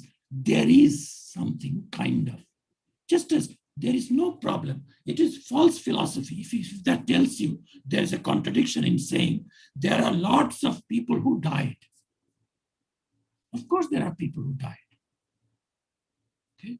And I'm not talking about their immortal souls. I'm saying they no longer exist. So what about a person? So whether it is Monidipa or Arindam, okay, in 1854 was wearing the costume of a future entity. From 1954 till now, he's wearing the present present costume. But now, after his death, pretty soon, he will be wearing the past costume. Does that mean, the same Arindam is continuing all there? No, it's just a name. I'm giving a reference to the name. So it's reference theoretically. You have to have the pot available so that you can ascribe pastness, which is a form of not existing, and presentness, which is the only form of existing, and futureness, which is again a form of not existing. And you can make some distinctions because the future can never be the object of memory, and the past can be. And The past should not be for a sane person, unless you're insane, an object of wish or intention. Oh, I intend to change. Like Swami Vivekananda said, I now intend, sitting in Kashmir, Kir Babani, that I'll go back to the past and the Muslims are destroying Kir Babani temple. I will stop them. But no, the Daivavani said at that time, no, it's in my wish that there was a temple. Then there is no temple now. And in future, somebody will destroy. And in future, if I wish, the goddess says, there will be another, huge temple. But you don't go back to the past, because past is an object of memory, not an object of sankalpa or resolution. Okay? You should read a beautiful paper by K.C. Bhattacharya called The Reality of the Future. Thank you, Professor Manitipa, for that question. And one more question. Rakesh, I'm unmuting you. If you could introduce yourself in a line and keep the question brief. Thank you so much, sir, for this wonderful lecture. I am Rakesh Kumar. I am a research scholar at Reference of Advanced Study under Consciousness Study Program. I'm working on indigenous knowledge system of healing under Sangeeta Ma'am Garden. So my question is related to when you talk about this past in the Smriti. So my question is, can we say what can we say about the history, about the reality of history? Because when we talk about history, history is built by its connected events, built by narratives. And when we talk about narratives, like for example, like finding a unicorn seal from Indus Valley civilization. We know that the unicorn is not like is a fictional character, but the fictional narrative we brought in the history. Then what we can say about the reality of history in that sense? Like, because it's different from the past because of narratives. Important question. And I think the question of realism and anti-realism about the past is extremely relevant for large-scale analytical philosophy of history. But I'll have to slightly distill your question as you asked it. You see, the word history at least has two different meanings. And that is why nowadays it is standard to distinguish those two meanings by the word history and historiography. Okay? When you say, is the history real? If you mean by history, the research done by people now about the Indus Valley script or about Ashokan edicts and all, of course, that is happening now, that is real. That is the writing of the history, the historiography. Okay? The act of remembering, researching, proving, knowing the past. That is history as a discipline. Is that real? Of course, it's real. That's not it. And even past history that was done by Herodotus, a historiography. According to me, that is still real.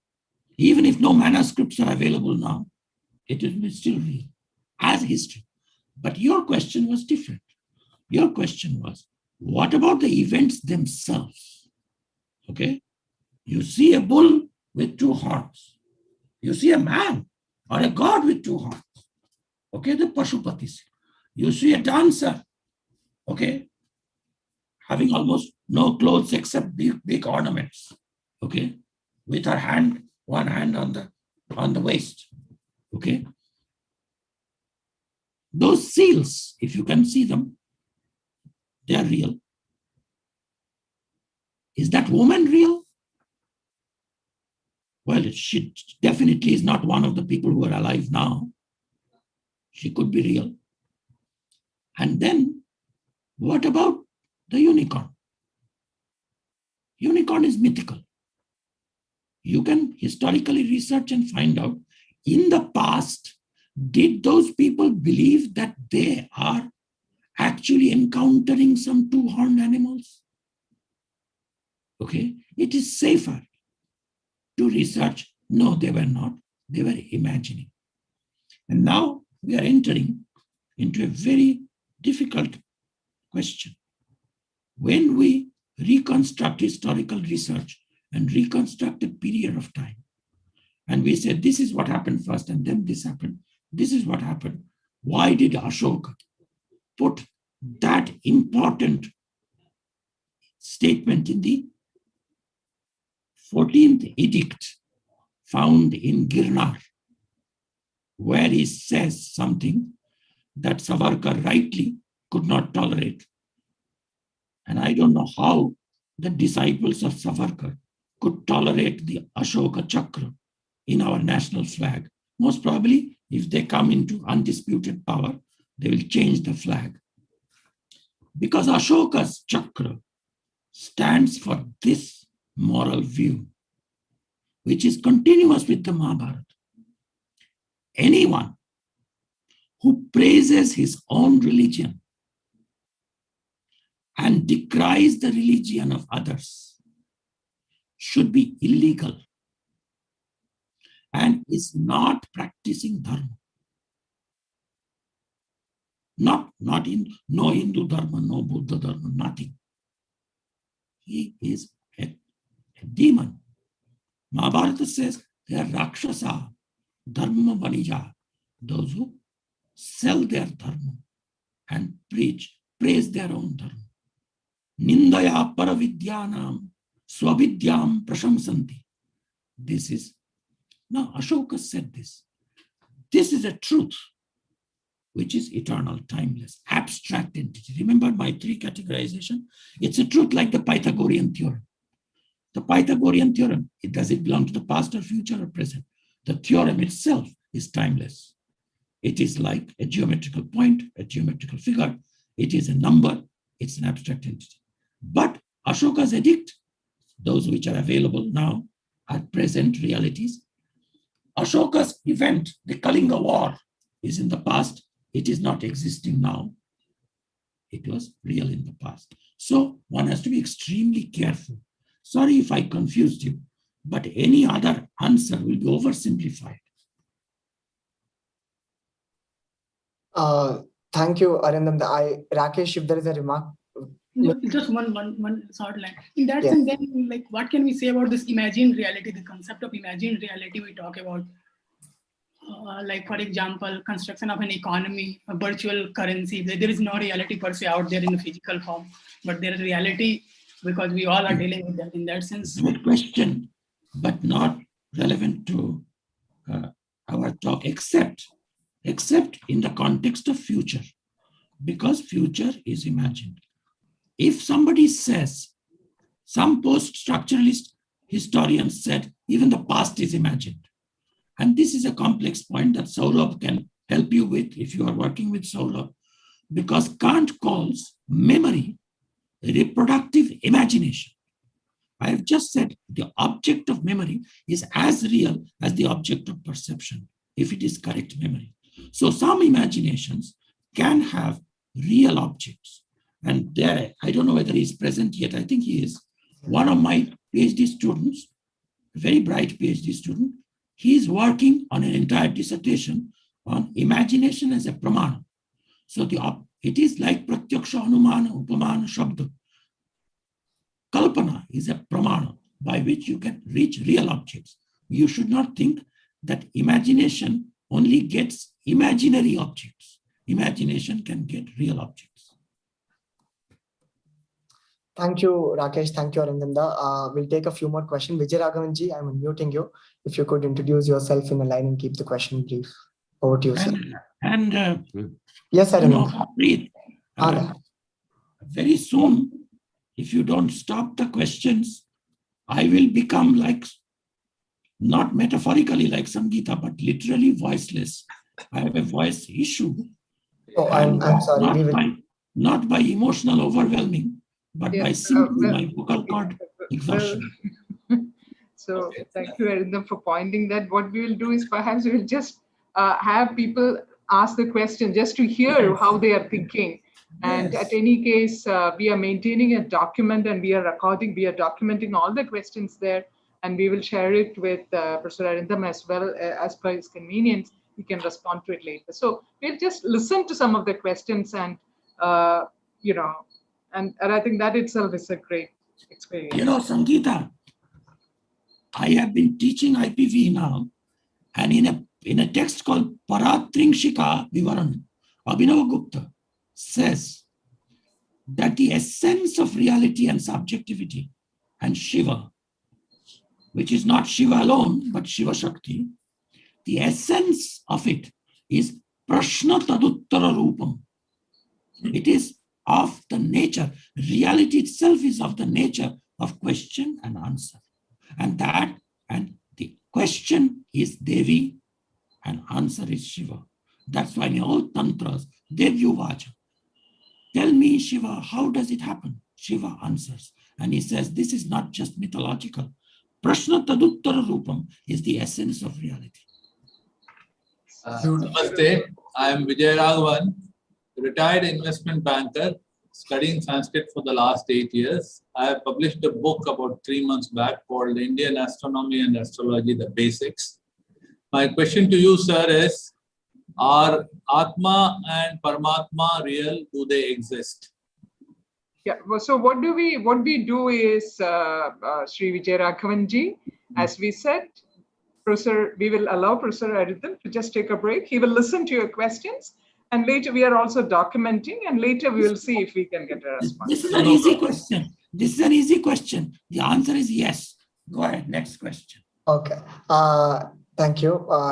I see a few hands up on the screen. Narasimha Murthy, I'm unmuting you.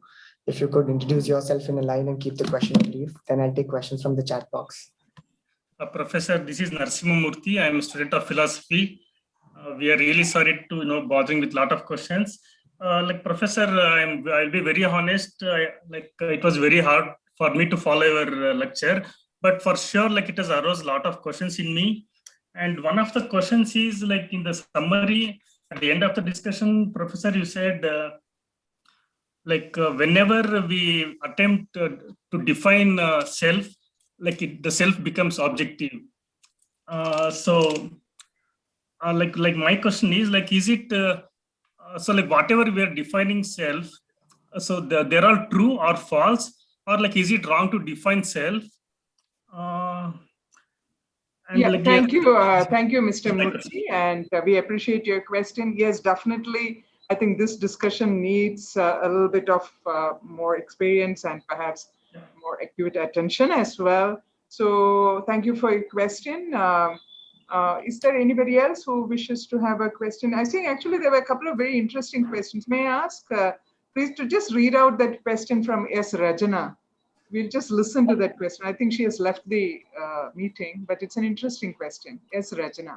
Yes, ma'am. The question was, can you comment on the role of creativity in existence of time states? Creativity and existence are deeply entwined. Yeah, that is the question from Ms. Rajna. I will unmute Riyaji, ma'am. She had a question. I would request her to keep her question brief and introduce herself in a line.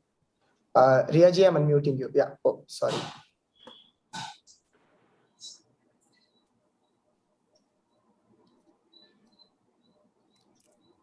Is she here, Preet? Yes, she's here, ma'am. I think she again got unmuted, so muted again. So I'm unmuting her. Okay, I think we have a question from Atul Kevteji. I see him on here. Okay, Riyaji is here. Sir, madam, over to you. If you could. Oh, she's again gone mute. I'm sorry. Atul Kevteji, I'm unmuting you. Yes, Namo Nama Mahoday.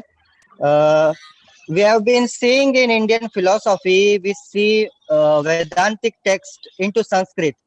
So in Buddhist philosophy, if we have to begin with, which Sanskrit text we can follow for our understanding? Okay, two answers. For the ethics part of it, which is extremely important, okay, it's not a Sanskrit text, but you can find good translations. Dhammapada. Dhammapada is a Pali text you must read, okay? It's like the Bhagavad Gita of the Buddhists, okay? As far as Sanskrit text is concerned, the best place to start, like Tarka Sangraha in Indian philosophy, is a book called Tarka Bhasha by Mokshakara Gupta. Tarka Bhasha. Don't start with Dharmakirti. You will get confused. So Mokshakara Gupta's Tarka Bhasha. There is another book which has not yet come too much to India, but somebody in Vienna has done a good edition, which is called Panchaskandaka by Vasubandhu. Okay, I'll show you.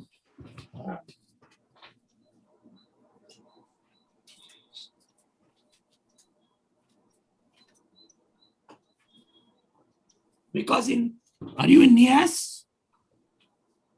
Are you in NIAS? No, this I don't think he. Okay, in any case, the NIAS folks should get hold of this book.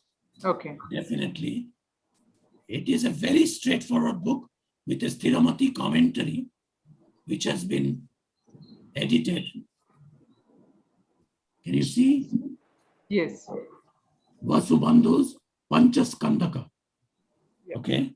Thank and you. This is just the original Sanskrit. And then commentary, second volume, Stiramati's Panchaskanda Vibhasha. Very simple, good text, introductory text to start with. Okay. Can I ask? Preet, you have unmuted. Oh, I'm sorry. Yeah. Who is this? I'm sorry, ma'am. I had by mistake. Sunilji had a question. Sir, you can. I can read his question. Is quantum entanglement inspired by the concept of Indra's net? I don't want to answer that question. It's so internet-y question. It's all over. You should ask Subhash Kak. Yeah. So yeah. Did you say somebody else has a question? Yes, ma'am. Ian Nicole, I'm unmuting him. Sir, if you could keep your question brief. Please introduce yourself. Yes, hi, my name is Ian Nicolay. I'm a PhD student at the University of Hawaii, and Professor Chakrabarti has been my advisor for some time. Mine was about Dummett's point that he, mentioned to you, time flows from future to the past, but it seems like there's something very phenomenologically compelling about the idea that we still are going from the past to the future. It doesn't make sense to say that I came from the future to the past. So I wonder if there's also, I mean, I have been completely detoxed from that idea. I mean, in what sense can you say that you are coming from the past? My whole life was then, and the part of me that I don't know. I was born in the past and there was none of me. We all say that as a future. This is because the space analogy. Because we think what is behind us must be where we started. Yeah. Right? And the past is behind us. That's the road analogy. Okay? But if you think not as a space analogy, but time itself, think events. Don't think as a book written of which you have already, it's the book analogy.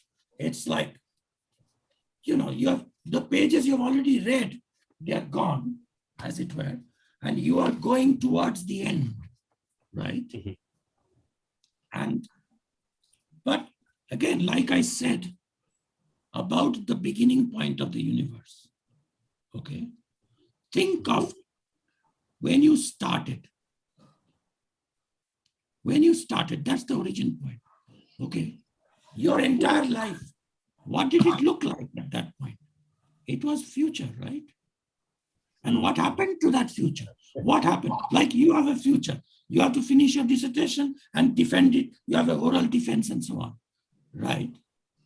My future's kind of trickling away that way. Can't you phenomenologically get yourself to see in anxiety, let us say, this is why this Heidegger guy was very much obsessed with anxiety. Anxiety actually gives you the time's real direction. Why? Because what can you have control on? That which is in future, right? So don't you sometimes feel, oh, those events are coming at me?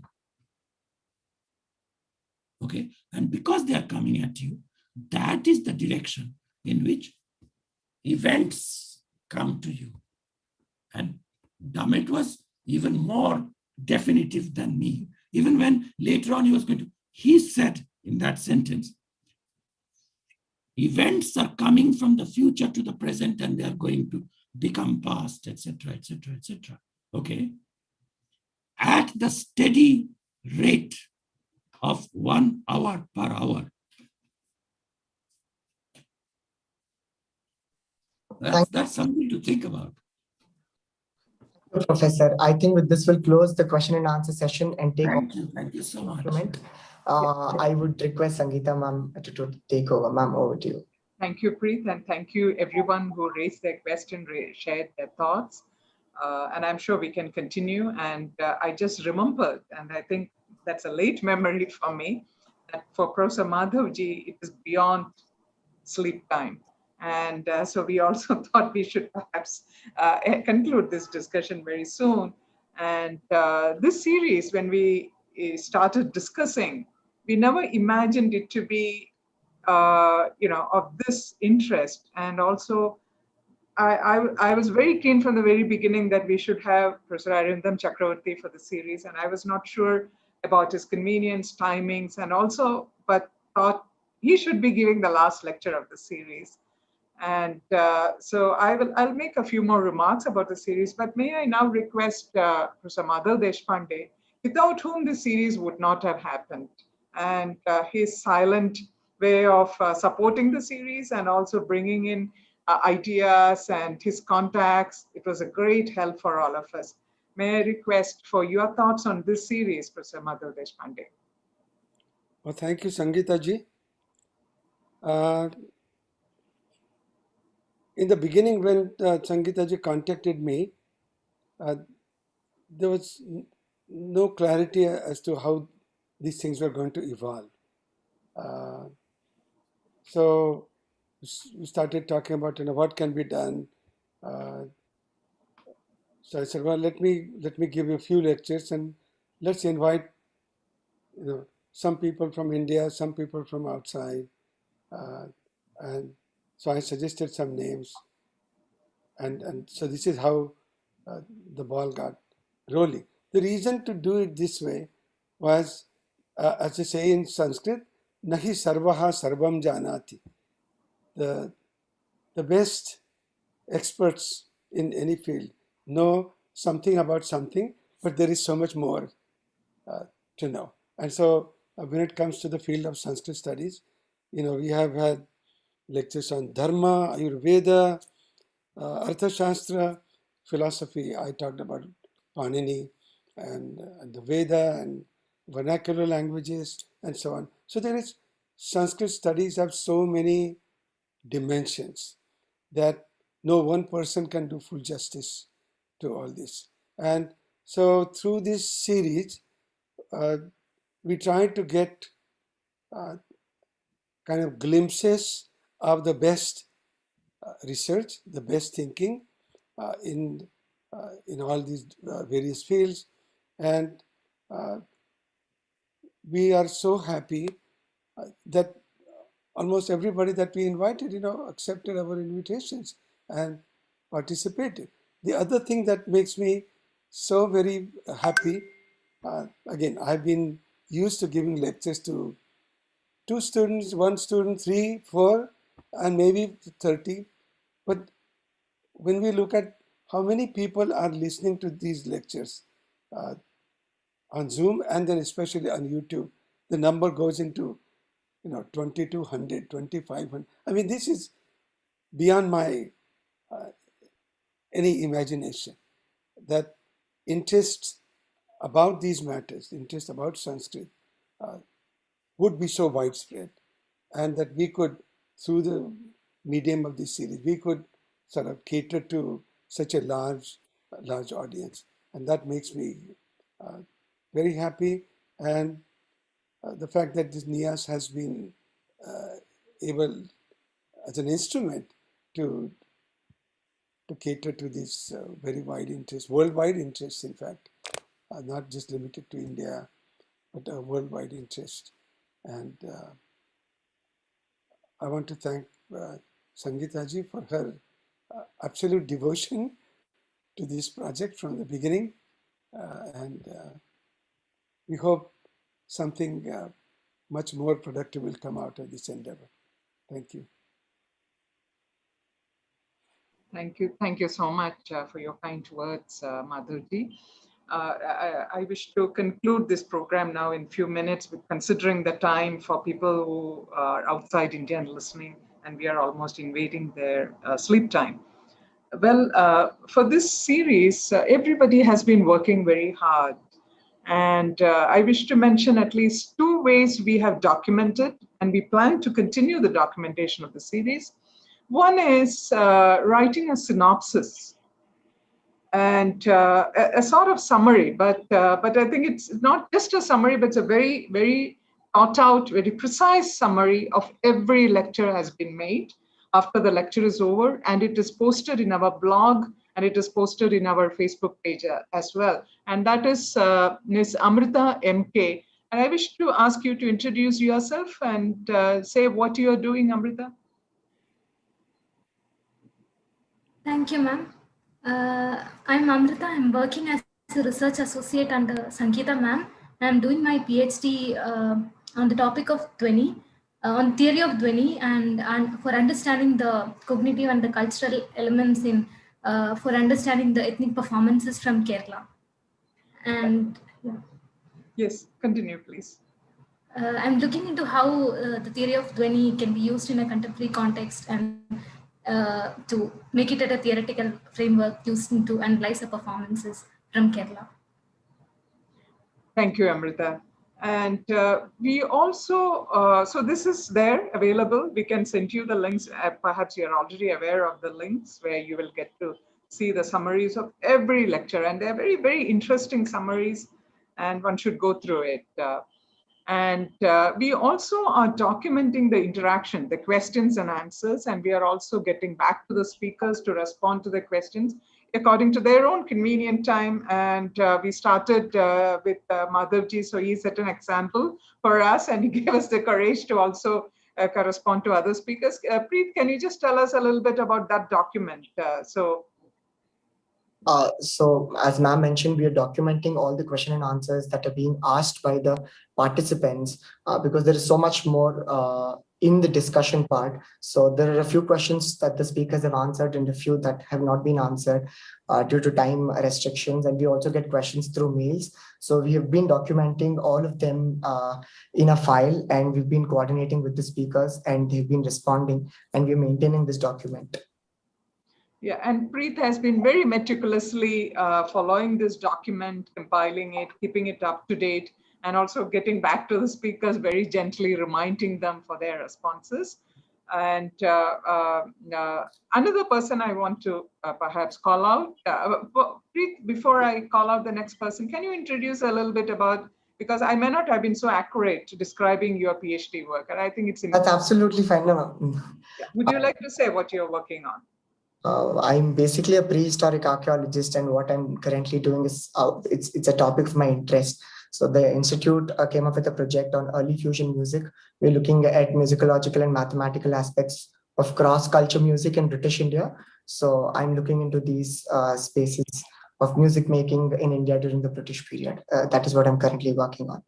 Thank you, ma'am. Thank you, Preet. And next, let me call out Niharika Sharma, who silently also is at the helm of the Zoom management, which also is very, very important. And she also gives us these technical advices, just as she did in the beginning of today's lecture as well. Niharika, can you introduce yourself and also your PhD work? Thank you so much, ma'am. I'm Niharika Sharma. I'm working under Professor Sangeeta Menon. My topic of research is on Kashmir Sufism, relating it to the meaning of consciousness described by the school, and also the religio-philosophical background which took place in the establishment of this school. So that's all from my side, ma'am. Thank you, Niharika. There's a lot of work which goes behind organizing this series, and in very simple, small ways. And I think it's extremely important to acknowledge all of them. So I'm going to call out Abhishek Srivastava, and I hope you're not surprised because I know that your video is off. Abhishek, if you are there, can you just show your face and say something about your work, if you are there, or I am going to say that on behalf of you if you're not. Yeah. Yes, ma'am, I'm here. Yeah, Abhishek. Perhaps I will talk. So Abhishek has been documenting again visually, so we also have the YouTube videos going on. So management of the YouTube and also then posting the videos. And Abhishek, how was your experience? Yes, ma'am, I'd say that my experience was especially with this series was quite documenting the videos and all. So sometimes while editing the videos and all, I sometimes see everything that is being talked about in the video, and some things they quite literally get to me and I understand them quite well. So yeah, I'd say that my experience, yeah, it was quite good with this, and I'll be looking forward to it if there are any other more series. Thank you, Abhishek. Abhishek has background in literature and also interest in design and documentation. So he has been one of the central people for our team. I'm sure that I have not, called out all names who have been supporting us, but at least I wanted to call out these particular names who have been helping and making this series possible. And I also wish to thank all the audience out there. Madhuji, of course, said the number of registrations we got in the beginning. It almost, I think, touched about 2,800 registrations for this series. And it was just absolutely unbelievable. And the YouTube videos of all the lectures perhaps together must have, I think, touched about 5,000 or 6,000. I have to calculate them up. And Madhavji's talks also are very have invoked a lot of interest. So, and it's also very heartening to see that people from across the world participated in it, from all countries, almost all countries, and going beyond the limitations of time, made their own time available. And it has been an amazing experience. And for National Institute of Advanced Studies and for our director himself, this has been a great program. And the institute, as well as all behind the institute, particularly our director, wish to convey his heartfelt thanks to all the speakers and all the audience out there. And I think for me personally also, it is a great experience that Professor Arindam Chakrabarti agreed to give the concluding lecture, because a discussion of this nature can be concluded only by him, his way of thinking, and particularly what he said to Dr. Saurabh, that it is what is important is philosophical thinking and not necessarily Indian or Western. And I think all of us have some engagement with philosophy.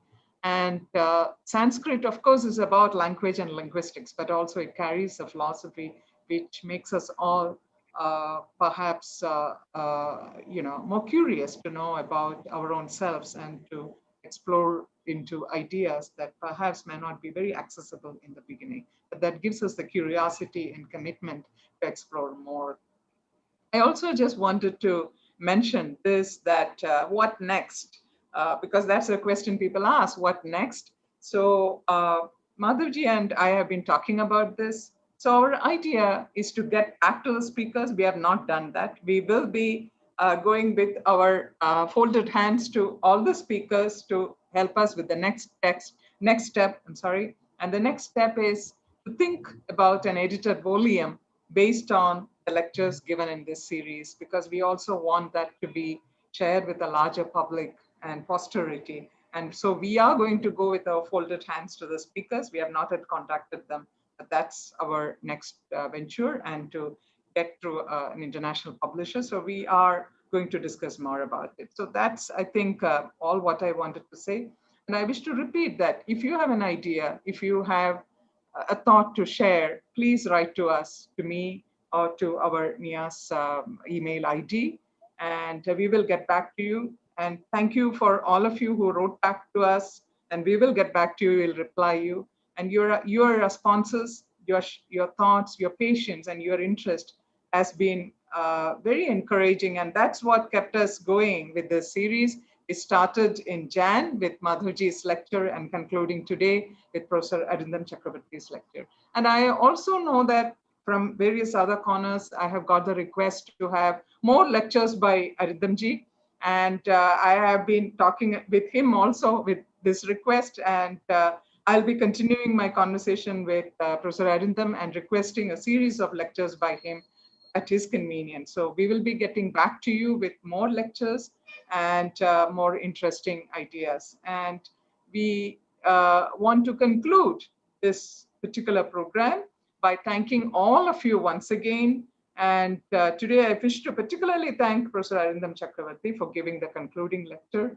And also Madhurji, because we have been doing this together. So I think Madhurji thanks me, I thank him. So we both thank all of you together.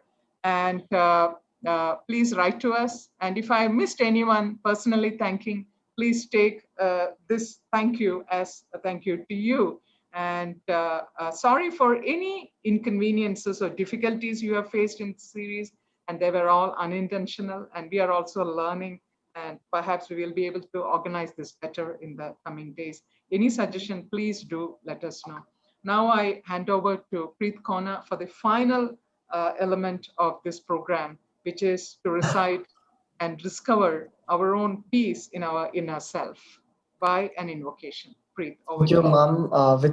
With further ado, I will request Aparna Vijayan, who's been a part of various CSP activities, given lectures. She's currently assistant professor at Department of Political Science at Maharaja Sayaji Rao University of Baroda, and she's a wonderful vocalist. I would request her to, as we always started our sessions with music, so we would end it on a musical note. Over to you, Aparna ji.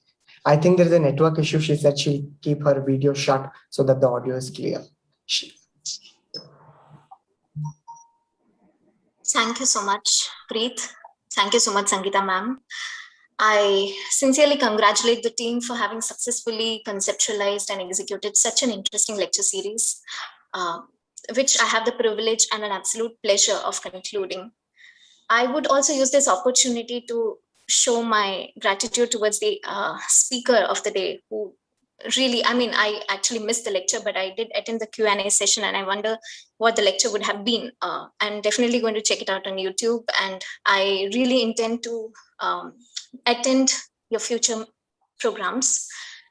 I would use this opportunity to conclude with a prayer that probably sets one thinking again in the light of the times that we are living in.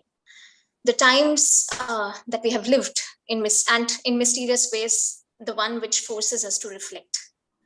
The message of this composition is world peace, and something that one must work towards, or perhaps the emotions that that goes behind the rendition which was done by MS Subbalakshmi Amma in the United Nations, has always reminded me of the peace that does not exist or isn't visible, or should I say it is absent. I'm not sure. It's a composition by Mahaperiyava in Sanskrit, which was performed by MS Subbalakshmi at the United Nations, presenting to you Maitrim Bhajata. It reminds us of our flaws and the need to rekindle solidarity and the universal energy that requires to be conserved and secured. Thank you.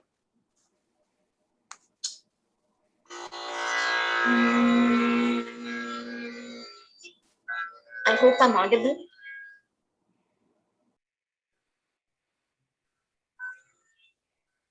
Om Namo Bhagavate Vasudevaya Dhanvantaraye Amrita Kalashahastaya Sarvamaya Vinashanaya Trailokyanataya Mahavishnave Namaha. Maitrim Bhajata Akhila Hrijetri, Maitrim Bhajata Akhila Hrijetri, Atmavadeva परानपि पश्यत आत्मवदेव परानपि पश्यत युद्धं त्यजत स्पर्धां त्यजत युद्धं त्यजत स्पर्धां त्यजत त्यजत परेश क्रममाक्रमणम् त्यजत परेश क्रममाक्रमणम् मैत्रीं भजत अखिलः जेत्रीं जननी पृथ्वी कामदुःखास्ते जननी पृथ्वी कामदुःखास्ते जनको देवः सकलदयालुः